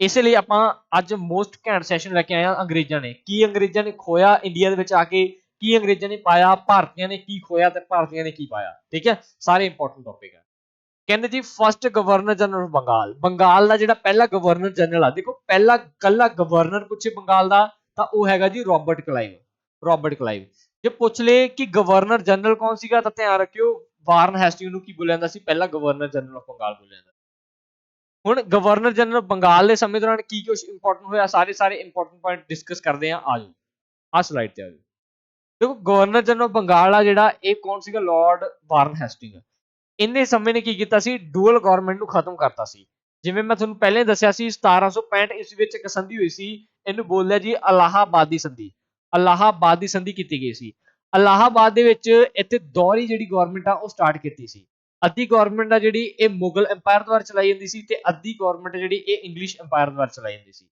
ਜਿਹੜੇ ਮੁਗਲ ਸੀਗੇ ਇਹਨਾਂ ਕੋਲ ਸਿਰਫ ਕੀ ਹੈ ਜੁਡੀਸ਼ੀਅਲ ਪਾਵਰ ਸੀ ਨਿਆਂ ਕਰ ਸਕਦੇ ਸੀ ਵੱਧ ਤੋਂ ਵੱਧ ਬਾਕੀ ਜਿੰਨੇ ਵੀ ਮਿਲਟਰੀ ਪਾਵਰ ਸੀ ਸਾਰੀ ਫਾਈਨੈਂਸ਼ੀਅਲ ਪਾਵਰ ਸੀ ਪੈਸੇ ਨਾਲ ਲੈਣ ਦੇਣ ਦਾ ਸਾਰਾ ਮਾਮਲਾ ਉਹ ਅੰਗਰੇਜ਼ਾਂ ਦੇ ਹੱਥ ਆ ਗਿਆ ਸੀ ਇਹ ਪੁਆਇੰਟ ਤੁਸੀਂ ਨੋਟ ਕਰਨਾ ਹੁਣ ਇਹ 1765 ਚ ਸ਼ੁਰੂ ਹੋਈ ਸੀ ਖਤਮ ਕਿੱਥੇ ਹੋ ਗਈ ਸੀ ਆ ਕੇ 1772 73 ਦੇ ਵਿੱਚ ਖਤਮ ਹੋ ਗਈ ਸੀ ਠੀਕ ਹੈ ਜੀ ਇਹ ਪੁਆਇੰਟ ਤੁਸੀਂ ਨੋਟ ਕਰਨਾ ਉਸ ਤੋਂ ਬਾਅਦ ਪਹਿਲਾ ਰੈਗੂਲੇਟਿੰਗ ਐਕਟ ਇੰਡੀਆ ਦੇ ਵਿਚਕਾਰ ਜਿਹਦੇ ਤਹਿਤ ਈਸਟ ਇੰਡੀਆ ਕੰਪਨੀ ਸੀ ਜਿਹਨੂੰ ਰੈਗੂਲੇਟ ਕੀਤਾ ਜਾਣਾ ਸੀ ਉਹ ਪਹਿਲਾ ਪਾਸ ਕੀਤਾ ਗਿਆ ਸੀ ਸੁਪਰੀਮ ਕੋਰਟ ਧਿਆਨ ਰੱਖਣਾ ਜਿਹੜੀ ਸੁਪਰੀਮ ਕੋਰਟ ਆ ਇਹ ਬਣੀ ਸੀਗੀ 1774 ਈਸਵੀ ਵਿਚਕਾਰ 1774 ਈਸਵੀ ਵਿਚਕਾਰ ਜਿਹੜੀ ਵਾਰਨ ਹੈਸਟਿੰਗ ਦੇ ਸਮੇਂ ਦੌਰਾਨ ਪਹਿਲੀ ਸੁਪਰੀਮ ਕੋਰਟ ਦੀ ਸਥਾਪਨਾ ਕੀਤੀ ਗਈ ਸੀ ਇਹਦੇ ਜੱਜ ਆ ਜੀ ਇੰਪੋਰਟੈਂਟ ਲਾਰਡ ਇੰਫੇ ਚੈਂਬਰ ਤੇ ਹਾਈਡ ਆ ਜਿਹੜੇ ਇੰਪੋਰਟੈਂਟ ਜੱਜ ਆ ਇਹ ਧਿਆਨ ਰੱਖਣੇ ਆ ਇੱਕ ਹੋਰ ਸੀ ਲੈਜਿਸਟਰ ਚਾਰ ਮੁੱਖ ਜੱਜ ਸੀਗੇ ਇੰਫੇ ਚੈਂਬਰ ਲੈਜਿਸਟਰ ਤੇ ਹਾਈਡ ਠੀਕ ਹੈ ਜੀ ਉਸ ਤੋਂ ਬਾਅਦ ਇਹਦੇ ਸਮੇਂ ਦੌਰਾਨ ਏਸ਼ੀਆਟਿਕ ਸੁਸਾਇਟੀ ਦੀ ਜਿਹੜੀ ਸਥਾਪਨਾ ਇਹ 1784 ਈਸਵੀ ਦੇ ਵਿਚਕਾਰ ਹੋਈ ਸੀ ਦੇਖੋ ਏਸ਼ੀਆਟਿਕ ਸੁਸਾਇਟੀ ਦਾ ਕੰਮ ਕੀ ਹੁੰਦਾ ਸੀ ਇਹਨਾਂ ਨੇ ਜਿੰਨੀਆਂ ਵੀ ਜਿਹੜੀਆਂ ਬੁੱਕਸ ਸੀਗੀਆਂ ਉਹ ਸੰਸਕ੍ਰਿਤ ਦੇ ਵਿੱਚ ਸੀ ਜਾਂ ਹਿੰਦੀ ਦੇ ਵਿੱਚ ਸੀ ਉਹਨਾਂ ਨੂੰ ਟ੍ਰਾਂਸਲੇਸ਼ਨ ਕਰਨਾ ਸੀ ਉਹਨਾਂ ਦੀ ਅੰਗਰੇਜ਼ੀ ਦੇ ਵਿੱਚ ਅੰਗਰੇਜ਼ੀ ਭਾਸ਼ਾ ਦੇ ਵਿੱਚ ਉਸ ਤੋਂ ਬਾਅਦ ਕਹਿੰਦੇ ਜੀ ਫਸਟ ਐਂਗਲੋ ਮਰਾਠਾ ਵਾਰ ਹੋਈ ਸੀ ਜਿੰਦਾ ਅੰਤ ਕਿਹਦੇ ਨਾਲ ਹੋਇਆ ਸੀ ਟ੍ਰੀਟੀ ਆਫ ਸਾਲਬਾਈ ਦੀ ਸੰਧੀ ਨਾਲ ਐਂਗਲੋ ਮਰਾਠਾ ਵਾਰ ਦਾ ਜਿਹੜਾ ਉਹ ਅੰਤ ਹੋਇਆ ਸੀ ਨੈਕਸਟ ਪੁਆਇੰਟ ਕਹਿੰਦੇ ਜੀ ਫਸਟ ਇੰਗਲਿਸ਼ ਟ੍ਰਾਂਸਲੇਸ਼ਨ ਇਹਨਾਂ ਨੇ ਕੀਤੀ ਸੀ ਭਗਵਦ ਗੀਤਾ ਏਸ਼ੀਆਟਿਕ ਸੁਸਾਇਟੀ ਦੇ ਅੰਦਰ ਰਹਿ ਕੇ ਇਹ ਤੁਸੀਂ ਧਿਆਨ ਰੱਖਣਾ ਠੀਕ ਹੈ ਜੀ ਹੋਰ ਵੀ ਮੋਸਟ ਇੰਪੋਰਟੈਂਟ ਕੀਤੀਆਂ ਸੀ ਭਗਵਦ ਗੀਤਾ ਜਿਵੇਂ ਮੰਨ ਲਓ ਕਿ ਗੀਤ ਗੋਬਿੰਦ ਠੀਕ ਹੈ ਜੀ ਗੀਤ ਗੋਬਿੰਦ ਇਹ ਸਾਰੀਆਂ ਜਿਹੜੀਆਂ ਇੰਪੋਰਟੈਂਟ ਬੁੱਕਸ ਆ ਇਹ ਸਾਰੀਆਂ ਟ੍ਰਾਂਸਲੇਸ਼ਨ ਕੀਤੀਆਂ ਗਈਆਂ ਸੀ ਪਿਟਸ ਇੰਡੀਆ ਐਕਟ ਆ ਜਿਹੜਾ 1784 ਚ ਆਇਆ ਸੀ ਕਿਉਂਕਿ ਉਸ ਸਮੇਂ ਜਿਹੜਾ ਅੰਗਰੇਜ਼ਾਂ ਦਾ ਪ੍ਰਧਾਨ ਮੰਤਰੀ ਸੀ ਨਾ ਵਿਲੀਅਮ ਪਿਟ ਹੁੰਦਾ ਸੀ ਤਾਂ ਕਰਕੇ ਇਸ ਐਕਟ ਦਾ ਨਾਮ ਪਿਟਸ ਇੰਡੀਆ ਐਕਟ ਰੱਖਿਆ ਗਿਆ ਸੀ ਜਿਹੜਾ ਵਾਰਨ ਹੈਸਟਿੰਗ ਸੀਗਾ ਇਸ ਪਰਸਨ ਦੀ ਇਹ ਓਨਲੀ ਵਾਇਸਰਾਏ ਆ ਪੂਰੇ ਇਤਿਹਾਸ ਦੇ ਵਿੱਚ ਓਨਲੀ ਐਸਾ ਵਾਇਸਰਾਏ ਆ ਜਿਹਦੀ ਇੰਪੀਚਮੈਂਟ ਕੀਤੀ ਗਈ ਆ ਇੰਪੀਚਮੈਂਟ ਦਾ ਮਤਲਬ ਹੁੰਦਾ ਹੈ ਕਿ ਰਾਸ਼ਟਰਪਤੀ ਨੂੰ ਉਹਦੀ ਪੋਸਟ ਤੋਂ ਹਟਾਉਣਾ ਇਹਦਾ ਆਰਟੀਕਲ ਜੋ ਹੈਗਾ ਜਿਹੜਾ ਇੰਡੀਅਨ ਕਨਸਟੀਟਿਊਸ਼ਨ ਦੇ ਵਿੱਚ 61 ਠੀਕ ਹੈ ਜੀ ਇਹ ਜਿੰਨੇ ਵੀ ਇੰਪੋਰਟੈਂਟ ਦਿਨਾ ਪੁਆਇੰਟ ਦਿਨਾ ਐਕਸਟਰਾ ਪੁਆਇੰਟ ਇਹ ਤੁਸੀਂ ਆਪਦੇ ਦਿਮਾਗ ਦੇ ਵਿੱਚ ਬਿਠਾ ਲੈਣੇ ਆ ਇਹ ਸਾਰੇ ਕੁਐਸਚਨ ਫਾਰਮ ਹੋਣਗੇ ਇਹਨਾਂ ਦੇ ਵਿੱਚੋਂ ਠੀਕ ਹੈ ਚੱਲਦੇ ਨੈਕਸਟ ਪ੍ਰਸ਼ਨ ਤੇ ਅਗਲਾ ਪ੍ਰਸ਼ਨ ਤੁਹਾਡੀ ਸਕਰੀਨ ਤੇ जल्दी प्रश्न किया जाए कहते जी who among the following is popularly known as father of Indian civil service कहते जी इन्हां विचों किहड़ा व्यक्ति आ जिन्हों ऑल इंडियन सिविल सर्विस परीक्षा का जिहड़ा पितामा मन्निया जाता तो ध्यान रखियो लॉर्ड कॉर्नवालिस नूं इंडियन सिविल सेवा परीक्षा का पितामा मन्निया जाता इंडियन सिविल परीक्षा की जिहड़ी शुरुआत आ कॉर्नवालिस ने की सी ਤੇ ਇਸ ਪ੍ਰੀਖਿਆ ਨੂੰ ਪਾਸ ਕਰਨ ਵਾਲਾ ਜਿਹੜਾ ਪਹਿਲਾ ਵਿਅਕਤੀ ਸੀ ਇਹ ਸੀ ਸਤਿੰਦਰਨਾਥ ਟੈਗੋਰ ਧਿਆਨ ਰੱਖਣਾ ਸਤਿੰਦਰਨਾਥ ਟੈਗੋਰ ਜੀ ਨੇ ਕੀ ਕੀਤੀ ਸੀ ਇਸ ਪ੍ਰੀਖਿਆ ਨੂੰ ਪਾਸ ਕੀਤਾ ਸੀ ਇਹ ਇੰਪੋਰਟੈਂਟ ਪੁਆਇੰਟ ਨੋਟ ਕਰਕੇ ਰੱਖਣਾ ਦੂਜੀ ਗੱਲ ਕਰਦੇ ਆ ਕਿ ਜਿਹੜਾ ਕੌਰਨਾਵਾਲਿਸ ਸੀ ਇਹਨੇ ਕੀ ਕੀਤਾ ਸੀ ਇੰਡੀਅਨ ਪੁਲਿਸ ਸਿਸਟਮ ਆ ਜਿਹੜਾ ਇਹਦੀ ਸ਼ੁਰੂਆਤ ਕੀਤੀ ਸੀ ਠੀਕ ਹੈ ਇਹ ਪੁਲਿਸ ਜਿਹੜੀ ਇੰਡੀਅਨ ਪੁਲਿਸ ਸਿਸਟਮ ਆ ਇਹ ਵੀ ਇਹਦੀ ਸ਼ੁਰੂਆਤ ਕਰਨ ਵਾਲਾ ਇਹੀ ਸੀ ਲਾਰਡ ਕੈਨਿੰਗ ਦੀ ਗੱਲ ਕਰਦੇ ਆ ਇਹ ਧਿਆਨ ਰੱਖਿਓ ਇਹ ਫਸਟ ਵਾਇਸਰਾਏ ਸੀਗਾ first viceroy of India Lord Canning William Bentinck ਦੀ ਗੱਲ ਕਰ ਲੈਂਦੇ ਆ ਇਹ first governor general of India ਸੀ ਧਿਆਨ ਰੱਖਿਓ first governor general of India ਕੌਣ ਆ ਵਿਲੀਅਮ ਬੈਂਟਿਕ ਇਹ ਸਾਰੇ ਇੰਪੋਰਟੈਂਟ ਪੁਆਇੰਟ ਆ ਨੋਟ ਕਰਦੇ ਜਾਏਗਾ ਉਸ ਤੋਂ ਬਾਅਦ ਲਾਸਟ ਪੁਆਇੰਟ ਮੋਸਟ ਇੰਪੋਰਟੈਂਟ ਆ ਜਿਹੜਾ ਕੌਰਨਾਵਾਲਿਸ ਆ ਕੌਰਨਾਵਾਲਿਸ ਦੀ ਜਿਹੜੀ ਮੌਤ ਭਾਰਤ ਵਿੱਚ ਹੋ ਗਈ ਸੀ ਤੇ ਇਹਦਾ ਜਿਹੜਾ ਇਹਨੂੰ ਦਫਨਾਇਆ ਕਿੱਥੇ ਗਿਆ ਸੀ ਤੇ ਗਾਜ਼ੀਪੁਰ ਦੇ ਵਿੱਚ ਧਿਆਨ ਰੱਖਿਓ ਠੀਕ ਹੈ ਜੀ ਗਾਜ਼ੀਪੁਰ ਦੇ ਵਿੱਚ ਕੀ ਆ ਇਹਨੂੰ ਦਫਨਾਇਆ ਗਿਆ ਸੀ ਆ ਸਾਰੇ ਇੰਪੋਰਟੈਂਟ ਪੁਆਇੰਟ ਆ ਨੋਟ ਕਰਕੇ ਉਸ ਤੋਂ ਬਾਅਦ ਇਸ ਬੰਦੇ ਨੇ ਇੱਕ ਸੰਸਕ੍ਰਿਤ ਕਾਲਜ ਦੀ ਸਥਾਪਨਾ ਵੀ ਕੀਤੀ ਸੀ ਨੈਕਸਟ ਗੱਲ ਕਰਦੇ ਆ, ਇਹਦੇ ਸਮੇਂ ਐਂਗਲੋ ਮੈਸੂਰ ਯੁੱਧ ਹੋਇਆ ਸੀ ਤੀਜਾ, ਜਿੰਦੀ ਜਿਹੜੀ ਆ ਜਿੰਦਾ ਖਾਤਮਾ ਸ਼੍ਰੀ ਰੰਗਾਪਟਨਮ ਦੀ ਸੰਧੀ ਦੇ ਨਾਲ ਕੀਤਾ ਗਿਆ ਸੀ। ਇਹ ਵੀ ਤੁਸੀਂ ਪੁਆਇੰਟ ਨੋਟ ਕਰਕੇ ਰੱਖਣਾ। ਪਰਮਾਨੈਂਟ ਸੈਟਲਮੈਂਟ ਇਸ ਬੰਦੇ ਨੇ ਜਾਰੀ ਕੀਤਾ ਸੀ। ਦੇਖੋ ਪਰਮਾਨੈਂਟ ਸੈਟਲਮੈਂਟ ਇੱਕ ਸਿਸਟਮ ਕੀ ਸੀਗਾ, ਇੱਕ ਜਿਹੜੀ ਪੂਰੀ ਜ਼ਮੀਨ ਹੁੰਦੀ ਸੀ, ਇਸ ਜ਼ਮੀਨ ਦੇ 11 ਹਿੱਸੇ ਕਰ ਲਏ ਜਾਂਦੇ ਸੀ, ਜਿੰਦੇ ਵਿੱਚੋਂ 1/11ਵਾਂ ਹਿੱਸਾ ਜਿਹੜਾ ਜਾਂਦਾ ਸੀ ਇਹ ਕਿਸਾਨ ਨੂੰ ਦਿੱਤਾ ਜਾਂਦਾ ਸੀਗਾ, ਤੇ ਜਿਹੜੇ 10/11ਵਾਂ ਹਿੱਸੇ ਸੀਗੇ ਇਹ ਕਿੰਨੇ ਕੋਲ ਜਾਂਦੇ ਸੀ, ਇਹ ਇੰਗਲਿਸ਼ ਬ੍ਰਿਟਿਸ਼ ਗਵਰਨਮੈਂਟ ਆ ਇਹ ਆਪਦੇ ਕੋਲ ਟੈਕਸ ਦੇ ਰੂਪ ਵਿੱਚ ਰੱਖਦੀ ਸੀ। ਠੀਕ ਹੈ ਜੀ, ਇਹ ਸਾਰੇ ਇੰਪੋਰਟੈਂਟ ਪੁਆਇੰਟ ਆ, ਧਿਆਨ ਰੱਖਿਓ। ਪਰਮਾਨੈਂਟ ਸੈਟਲਮੈਂਟ ਸਿਸਟਮ ਆ ਜਿਹੜਾ, ਇਹਨੂੰ ਕਾਰਨਵਾਲਿਸ ਲੈ ਕੇ ਆਇਆ ਸੀ। ਕਲੀਅਰ ਆ ਜੀ, ਨੋਟ ਕਰਕੇ ਰੱਖਿਓ ਸਾਰੇ ਪੁਆਇੰਟ। ਚਲੋ ਜੀ ਨੈਕਸਟ ਪੁਆਇੰਟ, ਅਗਲੀ ਗੱਲ ਕਰਦੇ ਆ ਜੀ। ਕਹਿੰਦੇ ਇਹਨਾਂ ਵਿੱਚੋਂ ਕਿਹੜਾ ਬੰਦਾ ਹੈ ਜਿਹਨੂੰ ਗਵਰਨਰ ਜਨਰਲ ਆਫ ਇੰਡੀਆ ਬੋਲਿਆ ਜਾਂਦਾ। ਪਿੱਛੇ ਦੱਸ ਕੇ ਹਟਿਆ ਸੀ ਤੁਹਾਨੂੰ, ਗਵਰਨਰ ਜਨਰਲ ਆਫ ਇੰਡੀਆ ਕਿਹਨੂੰ ਬੋਲਿਆ ਜਾਂਦਾ ਜੀ, ਲਾਰਡ ਵਿਲੀਅਮ ਬੈਂਟਿਕ ਨੂੰ ਗਵਰਨਰ ਜਨਰਲ ਆਫ ਇੰਡੀਆ ਬੋਲਿਆ ਜਾਂਦਾ। ਦੇਖੋ ਜਿਹੜਾ ਲਾਰਡ ਵਿਲੀਅਮ ਬੈਂਟਿਕ ਸੀਗਾ, ਇਹਨੇ ਮੋਸਟ ਇੰਪੋਰਟੈਂਟ ਕੰਮ ਕੀ ਕੁਛ ਕੀਤੇ ਆ, ਧਿਆਨ ਰੱਖਿਓ। ਜਿਹੜਾ ਲਾਰਡ ਵਿਲੀਅਮ ਬੈਂਟਿਕ ਸੀਗਾ, ਇਹਦੇ ਸਮੇਂ ਦੌਰਾਨ ਸਭ ਤੋਂ ਪਹਿਲਾਂ ਇੱਕ ਸਤੀ ਪ੍ਰਥਾ ਤੇ ਰੋਕ ਲਗਾਈ ਸੀ। ਇਹਨੇ ਕੀ ਕੀਤਾ ਸੀ, ਠੱਗੀ ਪ੍ਰਥਾ ਤੇ ਰੋਕ ਲਗਾਈ ਸੀ। ਦੋ ਪ੍ਰਥਾ ਤੇ ਰੋਕ ਲਗਾਈ ਹੈ, ਸਤੀ ਪ੍ਰਥਾ ਤੇ ਠੱਗੀ ਪ੍ਰਥਾ, governor general of India Lord William Bentinck ਨੇ। ਉਸ ਤੋਂ ਬਾਅਦ ਗੱਲ ਕਰਦੇ ਆ ਇਹਦੇ ਤਹਿਤ ਕਿ ਇਹਦੇ ਸਮੇਂ ਦੌਰਾਨ ਚਾਰਟਰ ਐਕਟ 1833 ਵੀ ਇਸੇ ਸਮੇਂ ਦੌਰਾਨ ਆਇਆ ਸੀ। ਆਹ ਨੋਟ ਕਰਕੇ ਰੱਖਿਓ ਤੁਸੀਂ ਪੁਆਇੰਟ। ਠੀਕ ਹੈ ਜੀ, ਹੁਣੇ ਦੱਸ ਕੇ ਹਟਿਆ, ਕਹਿੰਦੇ ਜੀ ਕਿਹੜਾ ਵਾਇਸਰਾਏ ਬਣ ਗਿਆ ਸੀ ਪਹਿਲਾਂ। ਦੇਖੋ ਵਾਇਸਰਾਏ ਜਿਹੜਾ ਬਣ ਗਿਆ ਸੀ ਉਹ ਸੀਗਾ ਲਾਰਡ ਕੈਨਿੰਗ। ਲਾਰਡ ਕੈਨਿੰਗ ਨੂੰ ਭਾਰਤ ਦਾ ਜਿਹੜਾ ਪਹਿਲਾ ਵਾਇਸਰਾਏ ਬਣਾ ਦਿੱਤਾ ਗਿਆ ਸੀ। ਹੁਣ ਇਹਦੇ ਸਮੇਂ ਦੌਰਾਨ ਕੀ ਕੁਛ ਹੋਇਆ ਸੀ, ਤਾਂ ਧਿਆਨ ਰੱਖਿਓ। ਇਹਦੇ ਸਮੇਂ ਦੌਰਾਨ ਸਭ ਤੋਂ ਪਹਿਲਾਂ ਆਇਆ ਸੀ Indian council act. Indian council act ਜਿਹੜਾ 1861 ਈਸਵੀ ਹੈ, ਇਹਦੇ ਵਿੱਚ ਜਿਹੜੇ ਇੰਡੀਅਨ ਜਿਹੜੀ ਕਾਉਂਸਲ ਬਣਾਈ ਗਈ ਸੀ, ਜਿਹਦੇ ਵਿੱਚ ਕੁਝ ਭਾਰਤੀ ਵੀ ਸ਼ਾਮਿਲ ਸੀਗੇ। ਠੀਕ ਹੈ ਜੀ, ਉਸ ਤੋਂ ਬਾਅਦ ਕਹਿੰਦੇ ਜਿਹੜਾ ਹੋਰ ਇਹਦੇ ਦੌਰਾਨ ਕੀ ਸੀ, ਇਹਦੇ ਨਾਲ ਹਾਈ ਕੋਰਟ ਆ ਜਿਹੜੀਆਂ ਉਹ ਐਕਟ ਆਇਆ ਸੀ, ਇੰਡੀਅਨ ਹਾਈ ਕੋਰਟ ਐਕਟ ਆਇਆ ਸੀ, ਤੇ 1862 ਦੇ ਵਿੱਚ ਹਾਈ ਕੋਰਟ ਦੀ ਸਥਾਪਨਾ ਕੀਤੀ ਗਈ ਸੀ। ਧਿਆਨ ਰੱਖਿਓ, ਪਹਿਲੀ ਹਾਈ ਕੋਰਟ ਦੀ ਸਥਾਪਨਾ ਬੰਬੇ ਵਿੱਚ ਕੀਤੀ ਗਈ ਸੀ, ਦੂਜੀ ਕਲਕੱਤਾ ਤੇ ਮਦਰਾਸ ਤੀਜੀ ਦੇ ਵਿੱਚ। ਠੀਕ ਹੈ, ਬੰਬੇ, ਕਲਕੱਤਾ ਤੇ ਮਦਰਾਸ, 3 ਹਾਈ ਕੋਰਟ ਦੀ ਸਥਾਪਨਾ ਕੀਤੀ ਗਈ ਸੀ। ਇਹ ਇੰਪੋਰਟੈਂਟ ਧਿਆਨ ਰੱਖਿਓ। ਇਹਦੇ ਸਮੇਂ ਦੌਰਾਨ ਮੋਸਟ ਇੰਪੋਰਟੈਂਟ ਹੈ ਜੀ ਇੰਡੀਅਨ ਪੀਨਲ ਕੋਡ। ਧਿਆਨ ਰੱਖਿਓ, ਆਈਪੀਸੀ ਜਿਹਨੂੰ ਬੋਲ ਦਿੰਦੇ ਆ ਆਪਾਂ, ਆਈਪੀਸੀ ਇੰਡੀਅਨ ਪੀਨਲ ਕੋਡ 1860 ਈਸਵੀ ਵਿੱਚ ਭਾਰਤ ਦੇ ਵਿੱਚ ਦੇਖਣ ਨੂੰ ਮਿਲਿਆ ਸੀ। ਤੇ ਜਿਹੜਾ ਆਈਪੀਸੀ ਆ 1862 ਈਸਵੀ ਦੇ ਵਿੱਚ ਕੀ ਆ, ਪੰਜਾਬ ਦੇ ਵਿੱਚ ਆਇਆ ਸੀ। ਇਹ ਵੀ ਪੁਆਇੰਟ ਤੁਸੀਂ ਨੋਟ ਕਰਨਾ। ਕੈਨਿੰਗ ਦੀ ਗੱਲ ਕਰਦੇ ਆ, ਕਹਿੰਦੇ ਇਹਨੇ ਯੂਨੀਵਰਸਿਟੀ ਸਟੈਬਲਿਸ਼ ਕੀਤੀ ਸੀ ਕਲਕੱਤਾ ਤੇ ਮਦਰਾਸ ਦੇ ਵਿੱਚ 1857 ਈਸਵੀ। ਇਹ ਲਾਸਟ ਗਵਰਨਰ ਜਨਰਲ ਸੀ ਇੰਡੀਆ ਦਾ। ਲਾਸਟ ਗਵਰਨਰ ਜਨਰਲ ਕੌਣ ਹੈ, ਧਿਆਨ ਰੱਖਣਾ, ਲਾਸਟ ਗਵਰਨਰ ਜਨਰਲ ਕੈਨਿੰਗ ਆ। ਤੇ ਪਹਿਲਾ ਵਾਇਸਰਾਏ ਵੀ ਕੈਨਿੰਗ ਆ। ਇਹ ਇੰਪੋਰਟੈਂਟ ਪੁਆਇੰਟ ਹੈ ਜੀ। ਅਗਲੀ ਗੱਲ ਕਰਦੇ ਆ, ਕਹਿੰਦੇ ਜੀ 1857 ਈਸਵੀ ਦੀ ਗੱਲ ਕਰਦੇ ਆ।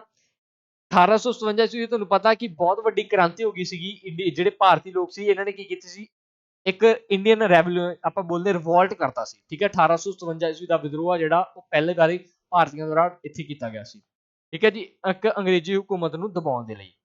ਉਸ ਤੋਂ ਬਾਅਦ ਜਿਹੜਾ ਲਾਰਡ ਕੈਨਿੰਗ ਸੀਗਾ, ਇਹਨੇ ਕੀ ਕੀਤਾ ਸੀ, ਵਿਡਰੋ ਕਰ ਲਿਆ ਸੀ। ਕਹਿੰਦੇ ਜਿਹੜੀ ਡਾਕਟਰਾਈਨ ਆਫ ਲੈਬਸ, ਜਿਹੜੀ ਲੈਬਸ ਦੀ ਨੀਤੀ ਸੀਗੀ, ਇਹਨੂੰ ਕੀ ਕਰਤਾ ਸੀ, ਖਤਮ ਕਰਤਾ ਸੀ। ਧਿਆਨ ਰੱਖਿਓ, ਲੈਬਸ ਦੀ ਨੀਤੀ ਨੂੰ ਖਤਮ ਕਰਨ ਵਾਲਾ ਕਿਹੜਾ ਪਰਸਨ ਸੀ, ਡਾਕਟਰਾਈਨ ਆਫ ਲੈਬਸ ਨੂੰ ਲਾਰਡ ਕੈਨਿੰਗ ਨੇ ਖਤਮ ਕੀਤਾ ਸੀ।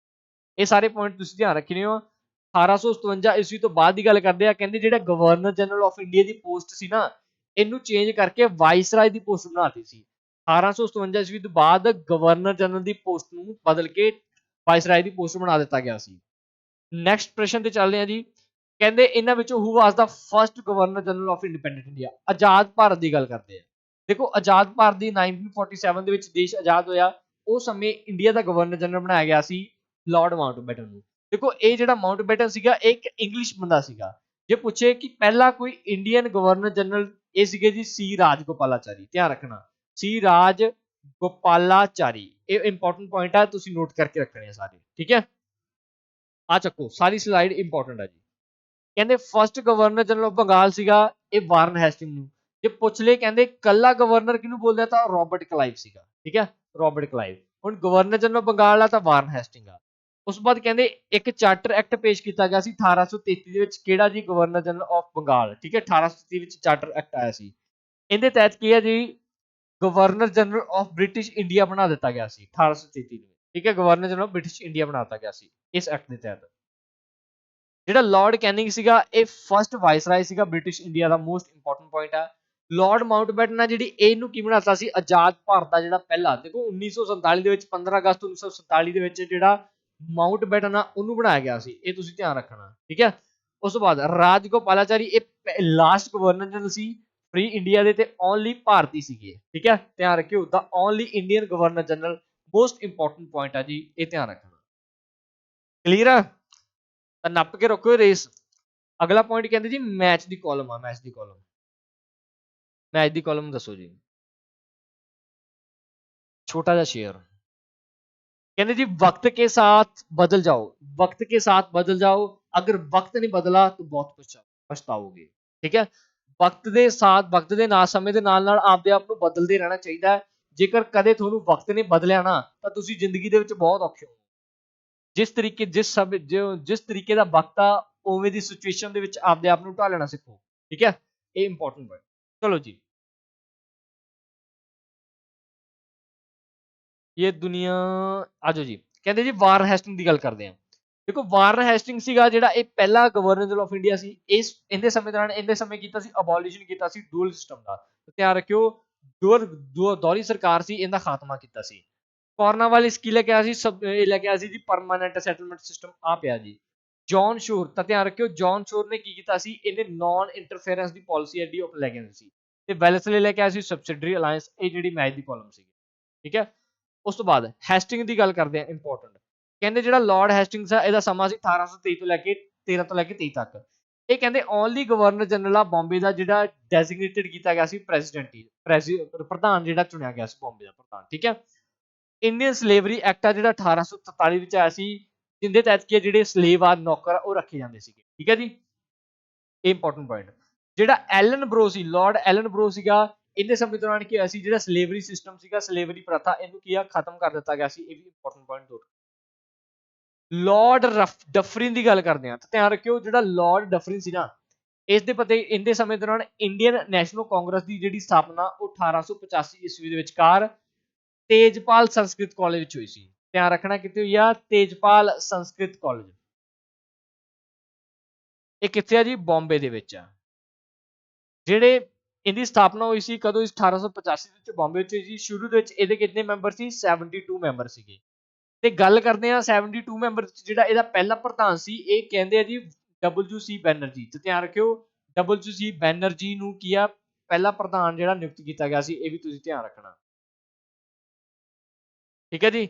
ਉਸ ਤੋਂ ਬਾਅਦ ਜਿਹੜਾ ਪਹਿਲਾ ਸੈਂਸਸ, ਪਹਿਲੀ ਜਿਹੜੀ ਜਨਗਣਨਾ ਜਿਹਨੂੰ ਬੋਲ ਦਿੰਦੇ ਆ, ਜਨਗਣਨਾ ਜਿਹੜੀ ਇਹ ਪਹਿਲਾਂ ਸਭ ਤੋਂ ਪਹਿਲੀ ਆਈ ਸੀਗੀ ਲਾਰਡ ਮਾਇਓ ਦੇ ਸਮੇਂ ਦੌਰਾਨ, ਬਟ ਜਿਹੜੀ ਕੰਪਲੀਟ ਦੇਖੋ ਪਹਿਲੀ ਵਾਰ ਆਈ ਆ, ਸ਼ੁਰੂ ਕੀਤੀ ਹੈ ਲਾਰਡ ਮਾਇਓ ਨੇ, ਬਟ ਇਹਨੇ ਕੰਪਲੀਟ ਨਹੀਂ ਕੀਤੀ, ਜਿਹੜੀ ਕੰਪਲੀਟ ਕਿਹਦੇ ਦੁਆਰਾ ਕੀਤੀ ਗਈ ਆ, ਫਸਟ ਰੈਗੂਲਰ ਸੈਂਸਸ ਆ, ਇਹ ਲਾਰਡ ਰਿਪਨ ਦੁਆਰਾ ਲੈ ਕੇ ਆਂਦਾ, ਜਿਹੜਾ ਸਭ ਤੋਂ ਵੱਧ ਵਧੀਆ ਮੰਨਿਆ ਜਾਂਦਾ ਲਾਰਡ ਰਿਪਨ ਨੂੰ ਮੰਨਿਆ ਜਾਂਦਾ, ਮੋਸਟ ਲਵਡ ਇਹਨੂੰ ਮੰਨਿਆ ਜਾਂਦਾ ਇੰਡੀਅਨ ਗਵਰਨਰ ਜਨਰਲ, ਠੀਕ ਹੈ ਜੀ, ਇਹ ਤੁਸੀਂ ਪੁਆਇੰਟ ਨੋਟ ਕਰਕੇ ਰੱਖਣਾ।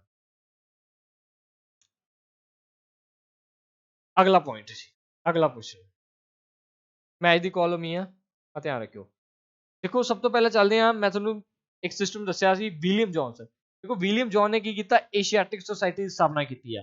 ਦੇਖੋ ਏਸ਼ੀਆਟਿਕ ਸੁਸਾਇਟੀ ਸਿਸਟਮ ਹੈ ਕੀ ਚੀਜ਼ ਆ, ਏਸ਼ੀਆਟਿਕ ਸੁਸਾਇਟੀ ਦਾ ਮਤਲਬ ਹੁੰਦਾ ਸੀ ਵੀ ਇਹਨਾਂ ਨੇ ਜਿੰਨੀਆਂ ਵੀ ਸੰਸਕ੍ਰਿਤ ਜਾਂ ਹਿੰਦੀ ਵਿਚਕਾਰ ਬੁੱਕਸ ਆ, ਇਹਨਾਂ ਨੂੰ ਟ੍ਰਾਂਸਲੇਸ਼ਨ ਕਰਨੀ ਸੀ ਇੰਗਲਿਸ਼ ਦੇ ਵਿਚਕਾਰ, ਠੀਕ ਹੈ, ਇੰਗਲਿਸ਼ ਦੇ ਵਿੱਚ। ਥਾਮਸ ਮੁਨਰ ਦੀ ਗੱਲ ਕਰਦੇ ਆ, ਇਸ ਬੰਦਾ ਸਿਸਟਮ ਲੈ ਕੇ ਆਇਆ ਸੀ ਰੋਟਵਾੜੀ ਸਿਸਟਮ। ਦੇਖੋ ਰੋਟਵਾੜੀ ਸਿਸਟਮ ਸਮਝੋ 50% ਜਿਹੜਾ ਟੈਕਸ ਆ ਉਹ ਲਗਾਇਆ ਜਾਂਦਾ ਸੀ ਜੇਕਰ ਕਿਸੇ ਵਿਅਕਤੀ ਦੀ ਜ਼ਮੀਨ ਆ ਜਿਹੜੀ ਉਹ ਬੰਜਰ ਸੀਗੀ, ਠੀਕ ਹੈ, ਬੰਜਰ ਬੈਰਨ ਲੈਂਡ ਤੇ, ਠੀਕ ਹੈ ਜੀ, ਬੰਜਰ ਬੈਰਨ ਲੈਂਡ ਜਿਹਨੂੰ ਬੋਲ ਦਿੰਦੇ ਆ, ਉਹ ਤੇ 50% ਟੈਕਸ ਲਗਾਇਆ ਜਾਂਦਾ। ਜੇ ਕਿਸੇ ਵਿਅਕਤੀ ਦੀ ਜ਼ਮੀਨ ਉਪਜਾਊ ਸੀ ਉਹਦੇ ਤੇ 60% ਜਿਹੜਾ ਟੈਕਸ ਆ ਉਹ ਕੰਡਕਟ ਕੀਤਾ ਜਾਂਦਾ ਸੀ, ਇਹ ਰੋਟਵਾੜੀ ਸਿਸਟਮ ਸੀ ਜਿਹਨੂੰ ਥਾਮਸ ਮੁਨਰੋ ਨੇ ਲੈ ਕੇ ਆਂਦਾ ਸੀ। ਵਿਲੀਅਮ ਬੈਂਟਿਕ ਦਾ ਧਿਆਨ ਰੱਖਿਓ, ਵਿਲੀਅਮ ਬੈਂਟਿਕ ਨੇ ਅਬੋਲਿਸ਼ਨ ਕੀਤਾ, ਖਤਮ ਕੀਤਾ ਕਿਹਨੂੰ, ਸਤੀ ਪ੍ਰਥਾ ਨੂੰ, ਇਹ ਇੰਪੋਰਟੈਂਟ ਪੁਆਇੰਟ ਹੈ।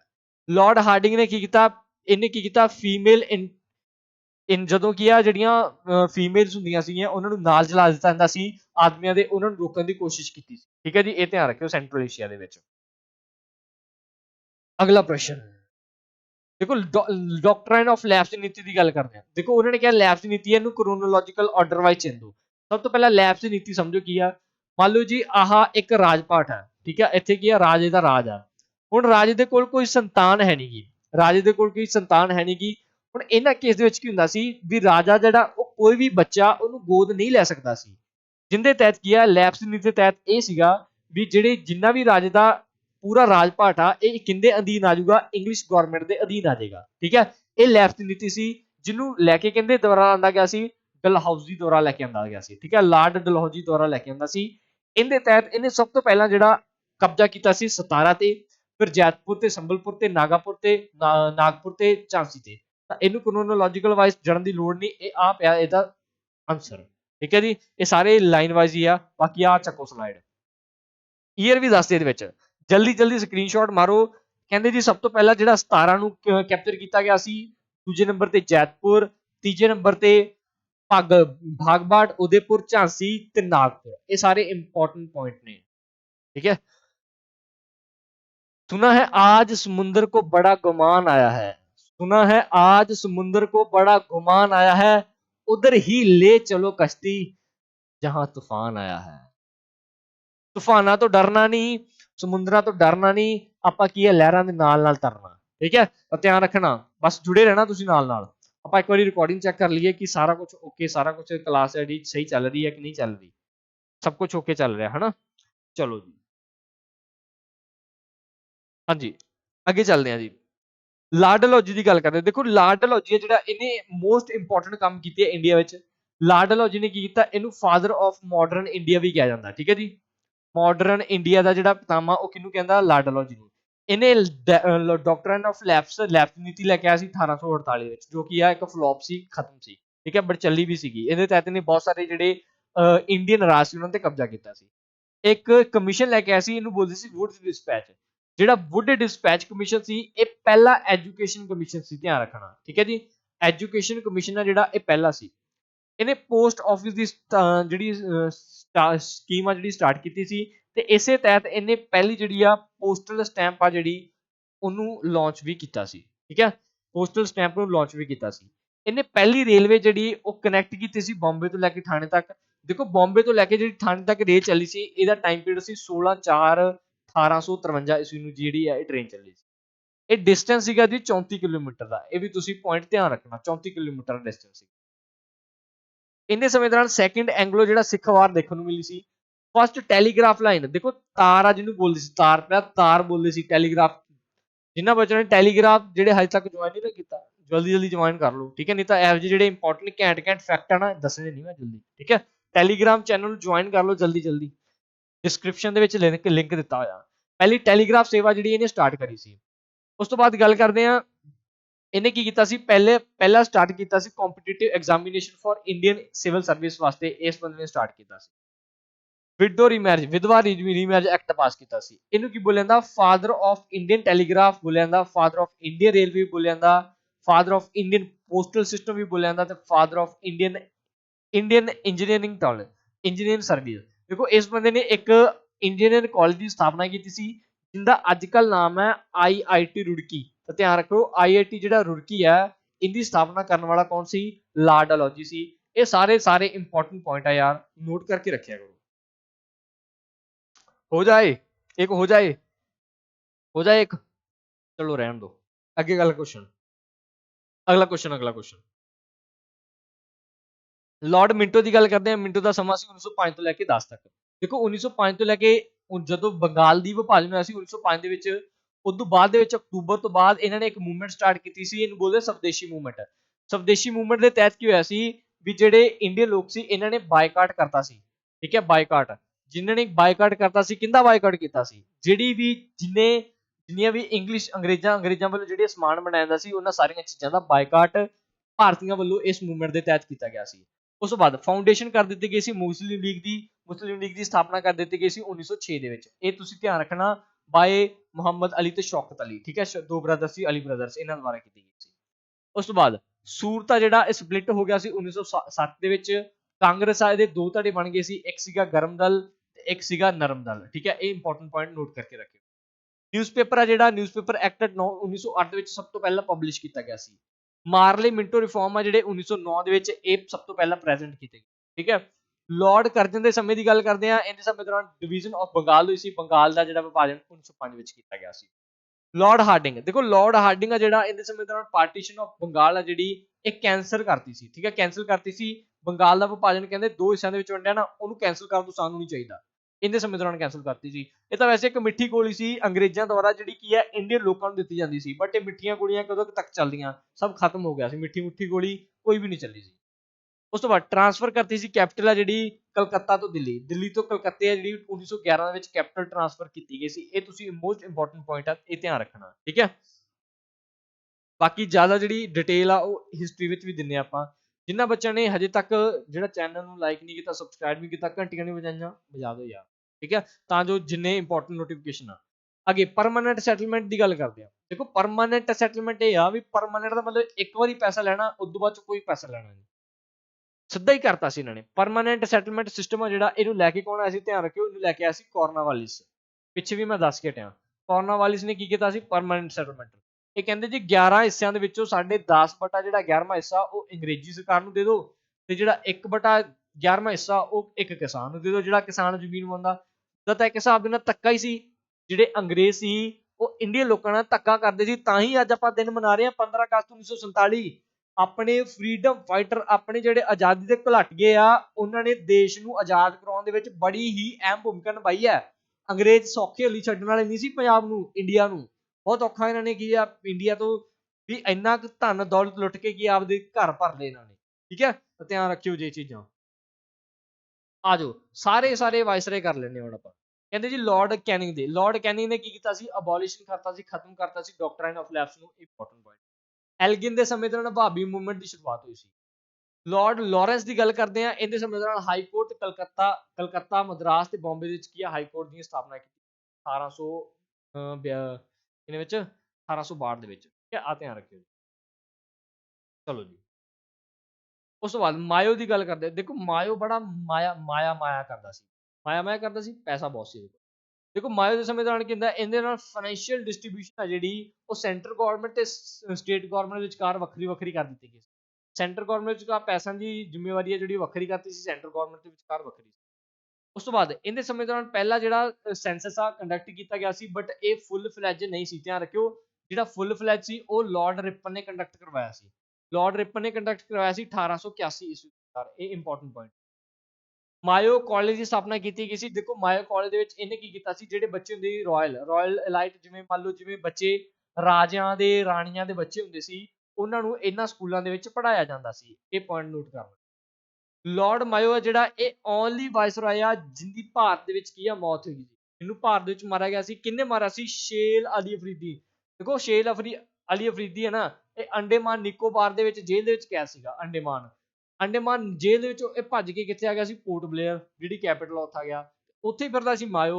ਉਹਨੇ ਮਾਰਿਆ, ਚਾਕੂ ਵਿੱਚ ਦੀ ਕੱਢਦਾ, ਆਰ ਪਾਰ ਹੋ ਗਿਆ ਮਾਇਓ ਖਿਲਰ ਗਿਆ, ਠੀਕ ਹੈ। ਮਾਇਓ ਵਿਚਾਲੋ ਖਿਲਾਰਤਾ। ਮੈਂ ਕਹਿੰਦਾ ਵੀ ਐਡਾ ਸੀਨ ਕ੍ਰੀਏਟ ਹੋ ਗਿਆ ਜਿਵੇਂ ਅੱਜ ਦੇਸ਼ ਦੇ ਰਾਸ਼ਟਰਪਤੀ ਦੀ ਹੱਤਿਆ ਹੋ ਜਾਵੇ, ਐਡਾ ਤਕੜਾ ਸੀਨ ਕ੍ਰੀਏਟ ਹੋ ਗਿਆ। ਸ਼ੇਰ ਅਫਰੀਦੀ ਨੇ ਮਾਰਿਆ, ਧਿਆਨ ਰੱਖਣਾ। Establishment of statistical survey. ਦੇਖੋ ਸਟੈਟਿਕਲ ਸਰਵੇ ਆ ਜਿਹੜਾ, ਇਹਦੀ ਸ਼ੁਰੂਆਤ ਕਰਤੀ ਸੀ, ਹੋਰ ਧਿਆਨ ਰੱਖੋ, ਸਟੈਟਿਕਲ ਸਰਵੇ ਆਫ, ਠੀਕ ਹੈ, ਐਸਸੀਓ ਪਤਾ ਬੜੀ ਤਗੜੀ ਚੀਜ਼ ਹੈ। ਲਾਰਡ ਰਿਪਨ, ਦੇਖੋ ਲਾਰਡ ਰਿਪਨ ਤੇ ਇੱਕ ਡਫਰਿਨ। ਰਿਪਨ ਨੇ ਕੀ ਕੁਛ ਕੀਤਾ, ਇਹ ਮੋਸਟ ਲਵਡ ਆ। ਮੋਸਟ ਲਵਡ ਕਿਉਂ ਆ, ਕਿਉਂਕਿ ਇਸ ਬੰਦੇ ਨੂੰ ਇਹ ਕਿਹਾ ਜਾਂਦਾ ਵੀ ਇਹ ਸਭ ਤੋਂ ਵਧੀਆ ਬੰਦਾ ਜਿਹੜਾ ਲਾਰਡ ਰਿਪਨ ਮੰਨਦਾ ਇਤਿਹਾਸ ਦੇ ਵਿੱਚ, ਠੀਕ ਹੈ। ਕਾਫੀ ਕੁਛ ਇੰਪੋਰਟੈਂਟ ਕੀਤਾ ਸੀ ਇਹਨੇ।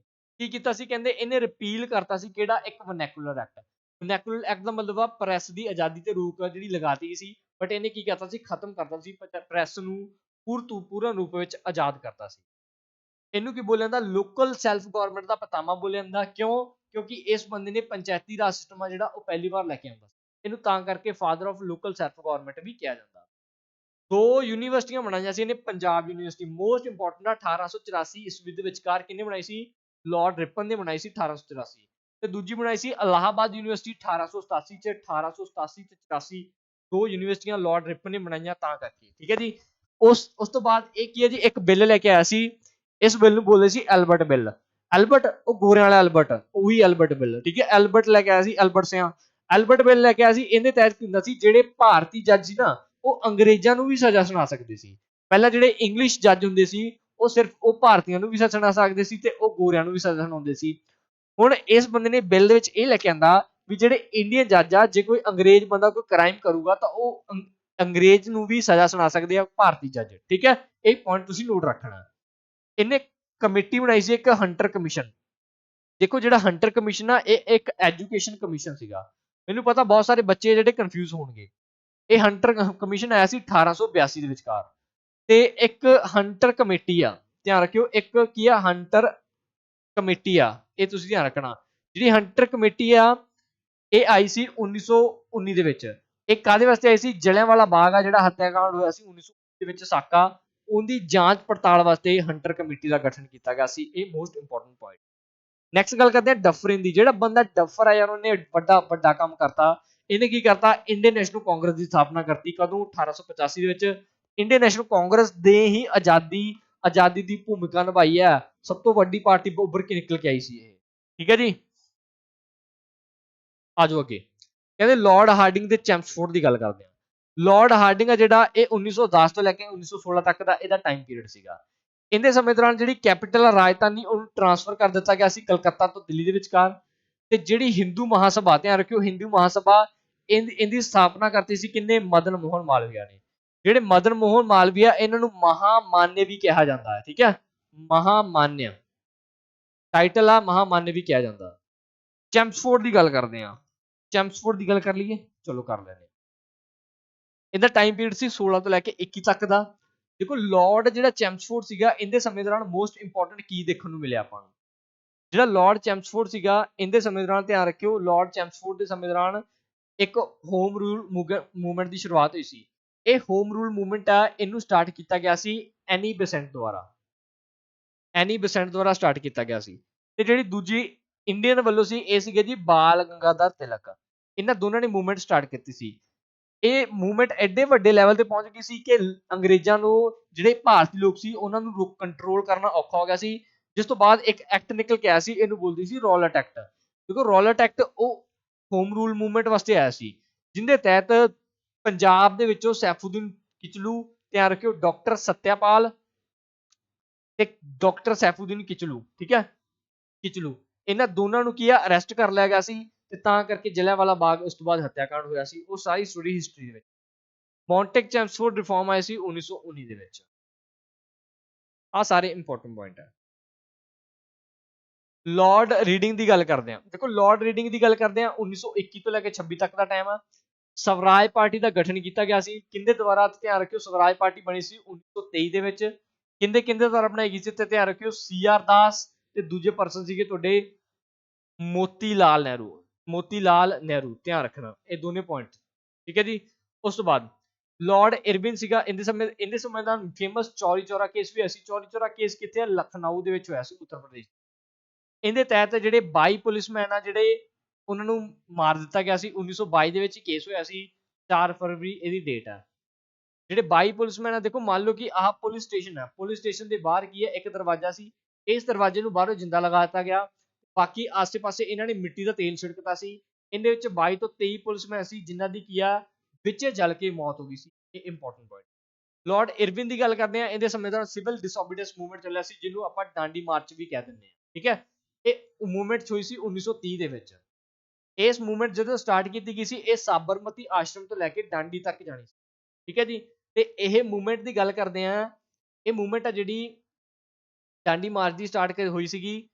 ਇਹਦੇ ਵਿੱਚ ਕੁੱਲ 78 ਮੈਂਬਰ ਸੀ ਸਟਾਰਟਿੰਗ ਦੇ ਵਿੱਚ, ਤੇ ਬਾਅਦ ਦੇ ਵਿੱਚ ਤਾਂ ਲੱਖਾਂ ਹਜ਼ਾਰਾਂ ਜਿਹੜੇ ਬੰਦੇ ਆ ਇਸ ਮੂਵਮੈਂਟ ਨਾਲ ਜੁੜਨੇ ਸੀ। ਜਿਹੜੀ ਪਹਿਲੀ ਰਾਉਂਡ ਟੇਬਲ ਕਾਨਫਰੰਸ ਆ ਇਸੇ ਪਰਸਨ ਦੇ ਸਮੇਂ ਦੌਰਾਨ ਹੋਈ ਸੀ, ਲਾਰਡ ਇਰਵਿਨ ਬੋਲਦੇ ਜਿਹਨੂੰ। ਠੀਕ ਹੈ ਜੀ। ਉਸ ਤੋਂ ਬਾਅਦ ਲਾਰਡ ਵੈਲਿੰਗਟਨ ਦੀ ਗੱਲ ਕਰਦੇ ਆ। 31 ਤੋਂ ਲੈ ਕੇ, ਇਹਦਾ ਵੈਲਿੰਗਟਨ ਆ, ਠੀਕ ਹੈ, ਵੈਲਿੰਗਟਨ, ਇੱਥੇ ਟੀ ਆ ਜੀ, ਵੈਲਿੰਗਟਨ ਕਰ ਲਓ ਇੱਥੇ। ਲਾਰਡ ਵੈਲਿੰਗਟਨ ਦੀ ਗੱਲ ਕਰਦੇ ਆ 31 ਤੋਂ ਲੈ ਕੇ 36 ਤੱਕ ਦਾ ਸਮਾਂ। ਇਹਦੇ ਸਮੇਂ ਦੌਰਾਨ ਸੈਕੰਡ ਤੇ ਤੀਜੀ ਰਾਉਂਡ ਟੇਬਲ ਕਾਨਫਰੰਸ ਹੋਈ ਸੀ। ਜਿਹੜੀ, ਧਿਆਨ ਰੱਖਿਓ, ਇੰਡੀਅਨ ਨੈਸ਼ਨਲ ਕਾਂਗਰਸ ਸੀ ਇਹ ਦੂਜੀ ਗੋਲਮੇਜ ਮੀਟਿੰਗ ਵਿੱਚ ਭਾਗ ਲਿਆ ਸੀ, ਹੋਰ ਕਿਸੇ ਵਿੱਚ ਭਾਗ ਨਹੀਂ ਲਿਆ ਸੀ। ਇਹ ਤੁਸੀਂ ਇੰਪੋਰਟੈਂਟ ਪੁਆਇੰਟ ਯਾਦ ਰੱਖਣਾ। ਪੂਨਾ ਪੈਕਟ ਦੀ ਗੱਲ ਕਰਦੇ ਆ। ਪੂਨਾ ਪੈਕਟ ਆ ਜਿਹੜਾ ਉਹ ਸਾਈਨ ਕੀਤਾ ਗਿਆ ਸੀ ਕਿੰਦੇ ਵਿਚਕਾਰ ਹੋਇਆ ਸੀ? ਤਾਂ ਦੇਖੋ ਪੂਨਾ ਪੈਕਟ ਦਾ ਸਮਝੌਤਾ ਇਹ ਕਿੰਦੇ ਵਿਚਕਾਰ ਹੋਇਆ ਸੀ? ਮਹਾਤਮਾ ਗਾਂਧੀ ਤੇ ਡਾਕਟਰ BR ਅੰਬੇਦਕਰ ਸਾਹਿਬ ਦੇ ਵਿਚਕਾਰ ਹੋਇਆ ਸੀ। ਠੀਕ ਹੈ ਜੀ। ਇਹਦੇ ਸਮੇਂ ਦੌਰਾਨ ਫੇਮਸ ਕ੍ਰਿਮੀਨਲ ਅਵਾਰਡ ਲੈ ਕੇ ਆਂਦੇ ਸੀ। BR ਅੰਬੇਦਕਰ ਨੂੰ ਇੱਕ ਸਪੈਸ਼ਲ SC ST ਕੈਟਾਗਰੀ ਦੇ ਜਿਹੜੇ ਪ੍ਰਧਾਨਗੀ ਕਰਨ ਵਾਸਤੇ ਇਹ ਜਿਹੜਾ ਅਵਾਰਡ ਦਿੱਤਾ ਗਿਆ ਸੀ। ਬਟ ਮਹਾਤਮਾ ਗਾਂਧੀ ਜੀ ਨੇ ਇਹ ਅਵਾਰਡ ਲੈਣ ਤੋਂ ਮਨਾ ਕੀਤਾ ਸੀ BR ਅੰਬੇਦਕਰ ਨੂੰ। ਬਾਅਦ ਵਿੱਚ ਇਹ ਅਵਾਰਡ ਆ ਜਿਹੜਾ ਨਹੀਂ ਦਿੱਤਾ ਗਿਆ ਸੀ। ਲਾਰਡ ਲਿਨ ਲਿਟ ਗੋ ਦੀ ਗੱਲ ਕਰ ਲੈਂਦੇ ਆ, 36 ਤੋਂ ਲੈ ਕੇ 44 ਤੱਕ ਦਾ ਸਮਾਂ ਸੀ। ਇਹਦੇ ਸਮੇਂ ਦੌਰਾਨ 1942 ਦੇ ਵਿੱਚ ਕ੍ਰਿਪਸ ਮਿਸ਼ਨ ਭਾਰਤ ਆਇਆ ਸੀ। ਇਸ ਕ੍ਰਿਪਸ ਮਿਸ਼ਨ ਨੂੰ ਮਹਾਤਮਾ ਗਾਂਧੀ ਨੇ ਕਿਹਾ ਸੀ ਇਹ ਪੋਸਟ ਡੇਟਡ ਚੈੱਕ ਹੈ, ਵੀ ਇਹੋ ਜਿਹਾ ਚੈੱਕ ਆ ਵੀ ਜਿਹੜਾ ਕਦੇ ਕਲੀਅਰ ਨਹੀਂ ਹੋ ਸਕਦਾ, ਇਹੋ ਜਿਹਾ ਚੈੱਕ ਆ, ਗੰਦਾ ਭੱਦਾ ਚੈੱਕ ਆ, ਠੀਕ ਹੈ। ਕੁਇਟ ਇੰਡੀਆ ਮੂਵਮੈਂਟ ਆ ਜਿਹੜੀ, ਇਹਦੀ ਸ਼ੁਰੂਆਤ ਹੋਈ ਸੀ 1942 ਦੇ ਵਿੱਚ, ਇਹ ਇੰਪੋਰਟੈਂਟ ਧਿਆਨ ਰੱਖਣਾ, ਠੀਕ ਹੈ ਜੀ। ਲਾਰਡ ਵਾਵਲ ਦੀ ਗੱਲ ਕਰਦੇ ਆ, ਆਜੋ। ਲਾਰਡ ਵਾਵਲ ਆ ਜਿਹੜਾ, ਇਹਨੇ ਸੀਆਰ ਫਾਰਮੂਲਾ ਲੈ ਕੇ ਆਉਂਦੇ ਸੀ ਸਮੇਂ ਦੌਰਾਨ। ਸੀਆਰ ਫਾਰਮੂਲਾ ਸੀ ਭਾਰਤ ਪਾਕਿਸਤਾਨ ਨੂੰ ਜਿਹੜਾ ਲਾਸਟ ਮੀਟਿੰਗ ਸੀ ਜਿਹਦੇ ਤਹਿਤ ਕੀ ਆ ਭਾਰਤ ਪਾਕਿਸਤਾਨ ਇੱਕ ਰਹਿ ਸਕਦੇ ਸੀ, ਬਟ ਇਹ ਫਾਰਮੂਲਾ ਫੇਲ ਹੋ ਗਿਆ ਸੀ। ਡਾਇਰੈਕਟ ਐਕਸ਼ਨ ਡੇ, ਧਿਆਨ ਰੱਖਿਓ, ਡਾਇਰੈਕਟ ਐਕਸ਼ਨ ਡੇ ਆ ਜਿਹੜਾ, ਇਹ ਮੁਸਲਿਮ ਲੀਗ ਵੱਲੋਂ ਮਨਾਇਆ ਜਾਂਦਾ। ਇਸ ਦਿਨ ਕੀ ਹੋਇਆ ਸੀ, ਜਿਹੜੀ ਪੂਰੀ ਦੀ ਪੂਰੀ ਇੰਡੀਅਨ ਨੈਸ਼ਨਲ ਕਾਂਗਰਸ ਆ, ਉਹਨਾਂ ਨੇ ਸਾਰੀਆਂ ਨੇ ਆਪਨੇ ਕੀ ਦਿੱਤਾ ਸੀ, ਅਸਤੀਫਾ ਦਿੱਤਾ ਸੀ ਆਪਦੀਆਂ ਪੋਸਟਾਂ ਤੋਂ, ਤਾਂ ਕਰਕੇ ਜਿਹੜਾ ਇਹ ਡਾਇਰੈਕਟ ਐਕਸ਼ਨ ਡੇ ਮਨਾਇਆ ਜਾਂਦਾ ਸੀ ਇਹਦੇ ਤਹਿਤ, ਠੀਕ ਹੈ ਜੀ। ਵਾਵਲ ਪਲਾਨ ਆਇਆ ਸੀ ਸ਼ਿਮਲਾ ਕਾਨਫਰੰਸ ਦੇ ਤਹਿਤ। ਮਾਊਂਟ ਬੈਟਨ ਦੀ ਗੱਲ ਕਰਦੇ ਹਾਂ, ਮਾਊਂਟ ਬੈਟਨ ਦੇ ਤਹਿਤ 3 ਜੂਨ ਪਲਾਨ ਆਇਆ ਸੀ, ਜਿੰਦੇ ਵਿੱਚ ਕੀ ਗੱਲ ਕੀਤੀ ਗਈ ਸੀ, ਪੂਰਾ ਭਾਰਤ ਆ, ਇਹਦੇ 2 ਹਿੱਸੇ ਹੋਣਗੇ, ਇੱਕ ਹੋਊਗਾ ਜੀ ਪਾਕਿਸਤਾਨ ਤੇ ਦੂਜਾ ਹੋਊਗਾ ਇੰਡੀਆ, ਠੀਕ ਹੈ। ਇਹ ਮਾਊਂਟ ਬੈਟਨ 3rd ਜੂਨ ਪਲਾਨ ਵੀ ਬੋਲਦੇ ਆ, ਮਾਊਂਟ ਬੈਟਨ ਪਲਾਨ ਵੀ ਬੋਲ ਦਿੰਦੇ ਆ। ਜਿਹੜਾ ਮਾਊਂਟ ਬੈਟਨ ਸੀਗਾ, ਇਹ ਲਾਸਟ ਵਾਇਸਰਾਏ ਸੀ ਤੇ ਫਸਟ ਗਵਰਨਰ ਜਨਰਲ ਸੀ ਆਜ਼ਾਦ ਭਾਰਤ ਦਾ। ਇਹ ਇੰਪੋਰਟੈਂਟ ਪੁਆਇੰਟ ਧਿਆਨ ਰੱਖਿਓ ਜੀ, ठीक है। चलो जी, अगला प्रश्न किया जाओ। अगला प्रश्न आउंदी है, ये मोहब्बत का दर्द बड़ा जानलेवा होता है, अगली बार कीजिएगा तो सोच समझ कर कीजिए, ठीक है। चलो अगला प्रश्न कहते जी, who among the following pass the vernacular act, इन्हां विचों वर्नैकुलर एक्ट आ जिहड़ा ओनू किहने पास कीता गया सी। देखो वर्नैकुलर एक्ट आ जिहड़ा ये प्रैस दी आज़ादी ते रोक लगाउंदा सी। ਪ੍ਰੈਸ ਦੀ ਆਜ਼ਾਦੀ ਤੇ ਜਿਹੜੀ ਰੋਕ ਆ ਉਹ ਕਿੰਨੇ ਬੰਦੇ ਲਗਾਈ ਹੈ, ਤਾਂ ਧਿਆਨ ਰੱਖਿਓ ਲਾਰਡ ਲਿਟਨ ਨੇ ਪ੍ਰੈਸ ਦੀ ਆਜ਼ਾਦੀ ਤੇ ਰੋਕ ਲਗਾਈ ਸੀ। ਇਸ ਬੰਦੇ ਨੇ ਜਿਹੜਾ ਇੰਡੀਅਨ ਸਿਵਲ ਸਰਵਿਸ ਐਗਜ਼ਾਮ ਸੀ, ਇਹਦੀ ਉਮਰ ਹੁੰਦੀ ਸੀ 21 ਸਾਲ ਦੀ, ਇਸ ਬੰਦੇ ਨੇ ਘਟਾ ਕੇ ਕਿੰਨੀ ਕਰਤੀ ਸੀ, 19 ਸਾਲ ਕਰਤੀ ਸੀ। ਲਿਟਨ ਨੇ ਕੰਮ ਹੋਰ ਲਿਟਲ ਕਰਤਾ ਸੀ, ਇਹ ਵੀ ਤੁਸੀਂ ਪੁਆਇੰਟ ਨੋਟ ਕਰਕੇ, ਠੀਕ ਹੈ। ਉਸ ਤੋਂ ਬਾਅਦ ਇਹਨੇ ਪ੍ਰੈਸ ਦੀ ਆਜ਼ਾਦੀ ਤੇ ਰੋਕ ਲਗਾਈ ਸੀ, ਕਿਉਂ? ਕਿਉਂਕਿ ਇੱਕ ਅਖਬਾਰ ਪਬਲਿਸ਼ ਹੁੰਦਾ ਸੀ ਜਿਹਨੂੰ ਬੋਲਦੇ ਸੀ ਅੰਮ੍ਰਿਤ ਬਾਜ਼ਾਰ ਪੱਤਰਿਕਾ। ਜਿਹੜਾ ਅੰਮ੍ਰਿਤ ਬਾਜ਼ਾਰ ਪੱਤਰਿਕਾ ਅਖਬਾਰ ਸੀ, ਇਹਨੂੰ ਪਬਲਿਸ਼ ਕੀਤਾ ਜਾਂਦਾ ਸੀ ਸ਼ਿਸ਼ੁਰ ਕੁਮਾਰ ਘੋਸ਼ ਤੇ ਮੋਤੀ ਲਾਲ ਨਹਿਰੂ ਦੁਆਰਾ। ਇਹ ਇਸ ਕਰਕੇ ਜਿਹੜਾ ਵਰਨੈਕੂਲਰ ਐਕਟ ਆ ਲਗਾਇਆ ਗਿਆ ਸੀ, 1878 ਦੇ ਵਿੱਚ ਆਇਆ ਸੀ। ਉਸ ਤੋਂ ਬਾਅਦ ਇਹਦੇ ਸਮੇਂ ਦੌਰਾਨ ਜਿਹੜਾ ਪਹਿਲੀ ਵਾਰ ਐਕਟ ਆਇਆ ਸੀ, ਇਹ ਐਕਟ ਆ ਜਿਹੜਾ ਬਾਅਦ ਵਿੱਚ ਖਤਮ ਹੋ ਗਿਆ ਸੀ 1881 ਦੇ ਵਿੱਚ, ਠੀਕ ਹੈ। ਇਹ ਪੁਆਇੰਟ ਲਾਰਡ ਲਿਟਨ ਦੀ ਗੱਲ ਕਰਦੇ ਹਾਂ। ਵਰਨੈਕੂਲਰ ਐਕਟ ਡਨ ਹੈ ਜੀ। ਆਰਮਸ ਐਕਟ, ਧਿਆਨ ਰੱਖਿਓ, ਆਰਮਸ ਐਕਟ ਦੇ ਤਹਿਤ, ਇਹਦੇ ਤਹਿਤ ਹੁਣ ਕਿਸੇ ਵੀ ਬੰਦੇ ਨੇ ਅਗਰ ਕੋਈ ਹਥਿਆਰ ਰੱਖਣਾ ਤਾਂ ਉਹਨੂੰ ਲਾਇਸੈਂਸ ਲੈਣਾ ਜ਼ਰੂਰੀ ਸੀ, ਲਾਇਸੈਂਸ ਆ ਜਿਹੜਾ ਉਹ ਲੈਣਾ ਜ਼ਰੂਰੀ ਸੀ, ਠੀਕ ਹੈ। ਉਸ ਤੋਂ ਬਾਅਦ ਇਹਦੇ ਸਮੇਂ ਦੌਰਾਨ ਕੀ ਹੋਇਆ ਸੀ, ਜਿਹੜੀ ਕੁਈਨ ਵਿਕਟੋਰੀਆ 1877 ਈਸਵੀ ਵਿਚਕਾਰ ਉਹ ਕੀ ਆ ਇੰਡੀਆ ਦੇ ਵਿੱਚ ਆਈ ਸੀ, ਠੀਕ ਹੈ। ਇੰਡੀਆ ਦੇ ਵਿੱਚ ਆਈ ਸੀ, ਗ੍ਰੈਂਡ ਦਿੱਲੀ ਦਰਬਾਰ ਲਗਾਇਆ ਗਿਆ ਸੀ, ਇਹ ਧਿਆਨ ਰੱਖਿਓ। ਇਹਦੇ ਤਹਿਤ ਇੱਕ ਫੇਮਸ ਪਰਸਨ ਸੀਗੇ, ਇਹਨਾਂ ਦਾ ਨਾਮ ਆ ਜੀ ਗੋਪਾਲ ਹਰੀ ਦੇਸ਼ਮੁਖ। ਜਿਹੜੇ ਗੋਪਾਲ ਹਰੀ ਦੇਸ਼ਮੁਖ ਆ, ਇਹ ਇੱਕੋ ਇੱਕ ਵਿਅਕਤੀ ਸਨ ਜਿਹੜੇ ਕੀ ਆ ਖਾਦੀ ਪਹਿਨ ਕੇ ਗਏ ਸਨ। ਦੇਖੋ ਜਦੋਂ 1877 ਈਸਵੀ ਵਿੱਚ ਦਰਬਾਰ ਲੱਗਿਆ ਸੀ ਨਾ, ਐਡਾ ਮੈਂ ਕਹਿੰਦਾ ਵੀ ਇਹਨਾਂ ਨੇ ਕੀ ਕੀਤਾ ਸੀ, ਜਿੰਨੇ ਵੀ ਭਾਰਤੀ ਲੋਕ ਸੀ ਉਹਨਾਂ ਨੂੰ ਅੰਗਰੇਜ਼ਾਂ ਦੀਆਂ ਸਾਰੀਆਂ ਯੂਨੀਫਾਰਮ ਦੇਤੀਆਂ ਸੀ, ਯੂਨੀਫਾਰਮ ਦੇਤੀਆਂ, ਪੈਂਟਾਂ ਸ਼ਰਟਾਂ ਦੇਤੀਆਂ ਵੀ ਟਾਈਆਂ ਲਾ ਲਓ ਅੰਗਰੇਜ਼ੋ, ਭਾਰਤੀ ਲੋਕੋ ਟਾਈਆਂ ਲਾ ਲਓ, ਰਾਣੀ ਆਉਣ ਵਾਲੀ ਹੈ। ਜਦੋਂ ਰਾਣੀ ਇੰਡੀਆ ਦੇ ਵਿੱਚ ਆਉਣ ਵਾਲੀ ਹੈ, ਭਾਰਤੀ ਲੋਕਾਂ ਨੇ ਟਾਈਆਂ ਲਾਉਣੀਆਂ ਸਟਾਰਟ ਕਰਤੀਆਂ ਵੀ ਰਾਣੀ ਆਊਗੀ, ਰਾਣੀ ਦੇਖੂਗੀ ਕਿ ਇੰਡੀਅਨ ਲੋਕ ਵੀ ਜਿਹੜੇ ਕਿੰਨੇ ਸਾਫ਼ ਸੁਥਰੇ ਆ, ਕਿਹੋ ਜਿਹਾ ਮਾਹੌਲ ਜਿੱਥੇ ਅਸੀਂ ਰਾਜ ਕਰੀ ਜਾਂਦੇ ਹਾਂ, ਕਿਉਂਕਿ ਰਾਣੀ ਨੇ ਦੇਖਿਆ ਨਹੀਂ ਸੀਗਾ ਇੰਡੀਆ ਕਿਹੋ ਜਿਹਾ। ਧਿਆਨ ਰੱਖਿਓ, ਵਿੱਚੋਂ ਗੋਪਾਲ ਹਰੀ ਦੇਸ਼ਮੁਖ ਇਹੋ ਜਿਹੇ ਪਰਸਨ ਸੀ ਜਿਹੜੇ ਕੀ ਆ ਇੱਕੋ ਇੱਕ ਇਹੋ ਜਿਹੇ ਪਰਸਨ ਜਿਹੜੇ ਖਾਦੀ ਪਹਿਨ ਕੇ ਆਏ ਸਨ, ਇਹਨਾਂ ਨੇ ਖਾਦੀ ਨੂੰ ਪ੍ਰਮੋਟ ਕੀਤਾ ਸੀ। ਤਾਂ ਤੁਸੀਂ ਮੈਨੂੰ ਕਮੈਂਟ ਸੈਕਸ਼ਨ ਵਿੱਚ ਆਨਸਰ ਦੇਣਾ ਹੈ ਕਿ ਜਿਹੜੇ ਗੋਪਾਲ ਹਰੀ ਦੇਸ਼ਮੁਖ ਹੈ, ਇਹਨਾਂ ਨੂੰ ਆਪਾਂ ਹੋਰ ਕਿਸ ਨਾਮ ਦੇ ਜਾਣਦੇ ਆ, ਇਹਨਾਂ ਦਾ ਦੂਜਾ ਟਾਈਟਲ ਕੀ ਹੈ, ਠੀਕ ਹੈ। ਕਮੈਂਟ ਸੈਕਸ਼ਨ ਵਿੱਚ ਆਨਸਰ ਚਾਹੀਦਾ। ਅਬੋਲਿਸ਼ਨ ਕੀਤਾ ਗਿਆ ਸੀ ਟੈਕਸ ਕਾਟਨ ਦੇ ਵਿੱਚੋਂ, ਠੀਕ ਹੈ, ਟੈਕਸ ਖਤਮ ਕਰ ਦਿੱਤਾ ਗਿਆ ਸੀ, 1 ਤੋਂ 19 ਏਜ ਕਰ ਦਿੱਤੀ ਗਈ, ਠੀਕ ਹੈ। ਕਹਿੰਦੇ ਜੀ ਅਗਲਾ, ਇਹਨਾਂ ਵਿੱਚੋਂ ਕਹਿੰਦੇ ਕਿਹੜਾ ਬੰਦਾ ਜਿਹਨੂੰ liberalization of press, Azad press ਦਾ ਜਿਹੜਾ ਮੁਕਤੀਦਾਤਾ ਕਿਹਨੂੰ ਕਹਿੰਦੇ ਆ, ਤਾਂ ਧਿਆਨ ਰੱਖਿਓ ਮੈਟਕਾਫ ਨੂੰ ਕਹਿੰਦੇ ਜੀ ਪ੍ਰੈਸ ਦਾ ਮੁਕਤੀਦਾਤਾ। ਇਸ ਬੰਦੇ ਨੇ ਪ੍ਰੈਸ ਤੋਂ ਸਾਰੀਆਂ ਪਾਬੰਦੀਆਂ ਜਿਹੜੀਆਂ ਉਹਨੂੰ ਖਤਮ ਕਰ ਦਿੱਤਾ ਗਿਆ ਸੀਗਾ, ਠੀਕ ਹੈ ਜੀ, ਸਾਰੀਆਂ ਪ੍ਰੈਸ ਤੋਂ ਆਜ਼ਾਦੀ ਹਟਾਤੀ ਸੀ। ਅਗਲਾ ਪ੍ਰਸ਼ਨ ਕਹਿੰਦੇ ਬੰਗਾਲ ਜਿਹਦੇ ਵਿੱਚ ਸਤੀ ਰੈਗੂਲੇਸ਼ਨ ਐਕਟ ਆ ਜਿਹੜਾ ਇਹ ਪਾਸ ਕੀਤਾ ਗਿਆ ਸੀ। ਧਿਆਨ ਰੱਖਿਓ ਜਿਹੜਾ ਸਤੀ ਰੈਗੂਲੇਸ਼ਨ ਐਕਟ ਆ ਇਹ 1929 ਦੇ ਵਿੱਚ ਜਿਹੜਾ ਪਹਿਲੀ ਵਾਰ ਪਾਸ ਕੀਤਾ ਗਿਆ ਸੀ। ਇਸ ਐਕਟ ਨੂੰ ਪਾਸ ਕਿਹਦੇ ਦੁਆਰਾ ਕੀਤਾ ਗਿਆ ਸੀ, ਲਾਰਡ ਵਿਲੀਅਮ ਬੈਂਟਿਕ ਦੁਆਰਾ। ਲਾਰਡ ਵਿਲੀਅਮ ਬੈਂਟਿਕ ਦੁਆਰਾ ਪਾਸ ਤਾਂ ਕੀਤਾ ਗਿਆ ਸੀ, ਬਟ ਕਿਹਦੇ ਕਹਿਣ ਤੇ ਰਾਜਾ ਰਾਮ ਮੋਹਨ ਰਾਏ ਇਹਨਾਂ ਨੇ ਬਹੁਤ ਵੱਡੀ ਭੂਮਿਕਾ ਨਿਭਾਈ ਸੀ। ਠੀਕ ਹੈ ਜੀ। ਤੇ ਰਾਜਾ ਰਾਮ ਮੋਹਨ ਰਾਏ ਨੂੰ ਜਿਹੜਾ ਰਾਜਾ ਦਾ ਟਾਈਟਲ ਆ ਇਹ ਦਿੱਤਾ ਸੀ ਅਕਬਰ ਸੈਕਿੰਡ ਨੇ। ਠੀਕ ਹੈ, ਅਕਬਰ ਸੈਕਿੰਡ ਨੇ ਰਾਜਾ ਰਾਮ ਮੋਹਨ ਰਾਏ ਨੂੰ ਰਾਜਾ ਦਾ ਟਾਈਟਲ ਵੀ ਦਿੱਤਾ।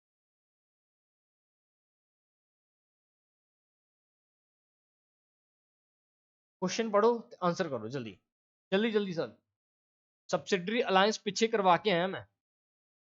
देखो सबसिडरी अलायंस सिस्टम है जिहड़ा ध्यान दिओ, सबसिडरी अलायंस सिस्टम नूं लैके आउण वाला कौन सीगा? Cornwallis, sorry Wellesley. Lord Wellesley आ जिहड़ा ਇਹ सबसिडरी अलायंस सिस्टम लैके आया सी। ਇਹਨੂੰ ਅਪਣਾਇਆ ਗਿਆ ਸੀ ਸਭ ਤੋਂ ਪਹਿਲਾਂ ਹੈਦਰਾਬਾਦ ਦੇ ਨਿਜ਼ਾਮ ਦੇ ਵਿਰੁੱਧ। ਸਭ ਤੋਂ ਪਹਿਲਾਂ ਹੈਦਰਾਬਾਦ ਦੇ ਨਿਜ਼ਾਮ ਦੇ ਵਿਰੁੱਧ ਅਪਣਾਇਆ ਗਿਆ ਸੀ। ਦੂਜੇ ਨੰਬਰ ਤੇ ਅਪਣਾਇਆ ਗਿਆ ਸੀ ਟੀਪੂ ਸੁਲਤਾਨ ਦੇ ਵਿਰੁੱਧ, ਤੇ ਤੀਜੇ ਨੰਬਰ ਤੇ ਬਣਾਇਆ ਗਿਆ ਸੀ ਅਵਧ ਦੇ ਰਾਜਾ ਖਿਲਾਫ, ਤੇ ਚੌਥੇ ਨੰਬਰ ਤੇ ਬਣਾਇਆ ਗਿਆ ਸੀ ਪੇਸ਼ਵਾ ਮਰਾਠਿਆਂ ਦੇ ਖਿਲਾਫ। ਆਪਣਾ ਕ੍ਰੋਨੋਲੋਜੀਕਲ ਆਰਡਰ ਵਾਈਜ਼ ਆ ਕਰੈਕਟ ਆਨਸਰ। ਠੀਕ ਹੈ, ਚਲੋ ਬਾਕੀ ਇਹਦਾ ਅਨਦਰ ਜਾਣਕਾਰੀ ਦੇਖਦੇ ਹਾਂ। ਆਓ ਇਧਰ ਕਹਿੰਦੇ ਜੀ ਲਾਰਡ ਵੈਲਸਲੇ ਨੇ ਕੀ ਕੀਤਾ ਸੀ? ਇੰਟਰੋਡਿਊਸ ਕੀਤਾ ਸੀ ਕਿਹੜਾ? ਇਹ ਐਕਟ ਨੂੰ ਪਾਸ ਕੀਤਾ ਸੀ। ਇਹਨੇ ਬੰਗਾਲ ਵਿੱਚ 1798 ਤੋਂ 1805 ਈਸਵੀ ਤੱਕ ਰਿਹਾ। ਸਬਸਿਡਰੀ ਅਲਾਇੰਸ ਸਿਸਟਮ ਲੈ ਕੇ ਆਇਆ, ਜਿਹਨੂੰ ਸਭ ਤੋਂ ਪਹਿਲਾਂ ਹੈਦਰਾਬਾਦ ਦੇ ਨਿਜ਼ਾਮ ਦੇ ਖਿਲਾਫ ਬਣਾਇਆ ਗਿਆ ਸੀ। ਉਸ ਤੋਂ ਬਾਅਦ ਮੈਸੂਰ ਦੇ ਨਵਾਬ ਦੇ ਖਿਲਾਫ, ਫਿਰ ਤੰਜਾਵੁਰ, ਅਵਧ, ਉਸ ਤੋਂ ਬਾਅਦ ਪੇਸ਼ਵਾ। ਆ ਸਾਰੇ ਤੁਸੀਂ ਮਾਰ ਲਓ ਜੀ। ਗੱਲ ਕਰਦੇ ਹਾਂ ਸਬਸਿਡਰੀ ਅਲਾਇੰਸ ਸਿਸਟਮ। ਤੁਹਾਨੂੰ ਪਤਾ ਹੈ, ਦੇਖੋ ਸਬਸਿਡਰੀ ਅਲਾਇੰਸ ਸਿਸਟਮ ਕੀ ਹੁੰਦਾ ਸੀ? ਮੰਨ ਲਓ ਕਿ ਇੱਕ ਰਾਜਾ ਦੂਜਾ ਰਾਜਾ ਬੀ।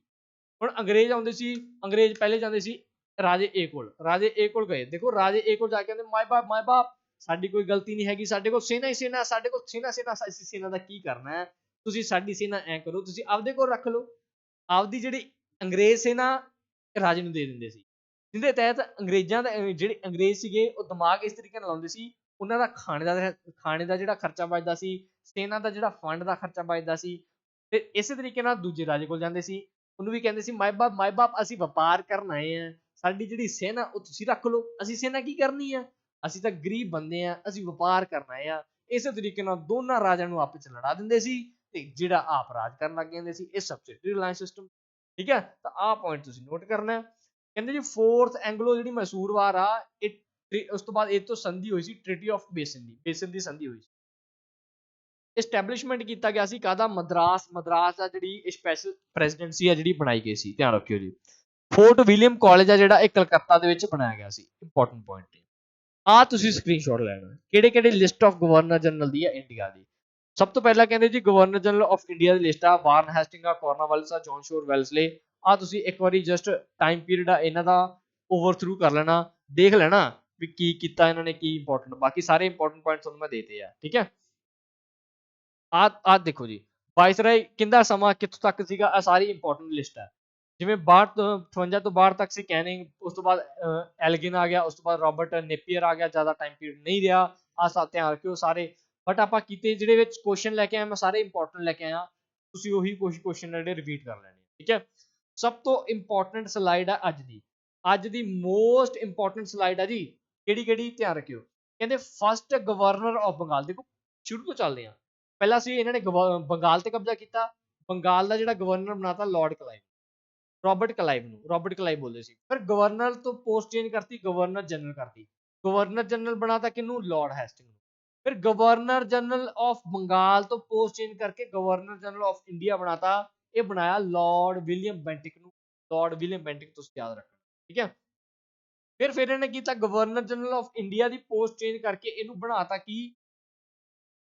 ਵਾਇਸਰਾਏ ਬਣਾਤਾ। ਕੀ ਬਣਾਤਾ ਸੀ? ਵਾਇਸਰਾਏ ਆਫ ਇੰਡੀਆ ਕੌਣ ਸੀਗਾ? Lord Canning. ਆ ਜਿਹੜੀ ਲਾਸਟ ਪੋਸਟ ਸੀਗੀ। ਫਿਰ ਉਸ ਤੋਂ ਬਾਅਦ ਆਉਂਦੀ ਹੈ ਜੀ first governor general of independent India. Bharat ਆਜ਼ਾਦ ਹੋ ਗਿਆ 1947 15 ਅਗਸਤ ਅੱਜ ਵਾਲੇ ਦਿਨ। ਠੀਕ ਹੈ, ਆਪਾਂ ਨੂੰ 77 ਸਾਲ ਹੋ ਗਏ ਆਜ਼ਾਦ ਹੋਇਆਂ ਨੂੰ। ਇਹ ਵੀ ਧਿਆਨ ਰੱਖਿਓ ਜੀ। ਲਾਰਡ ਮਾਊਂਟਬੈਟਨ ਇਹਨੂੰ ਬਣਾ ਦਿੱਤਾ ਗਿਆ ਸੀ।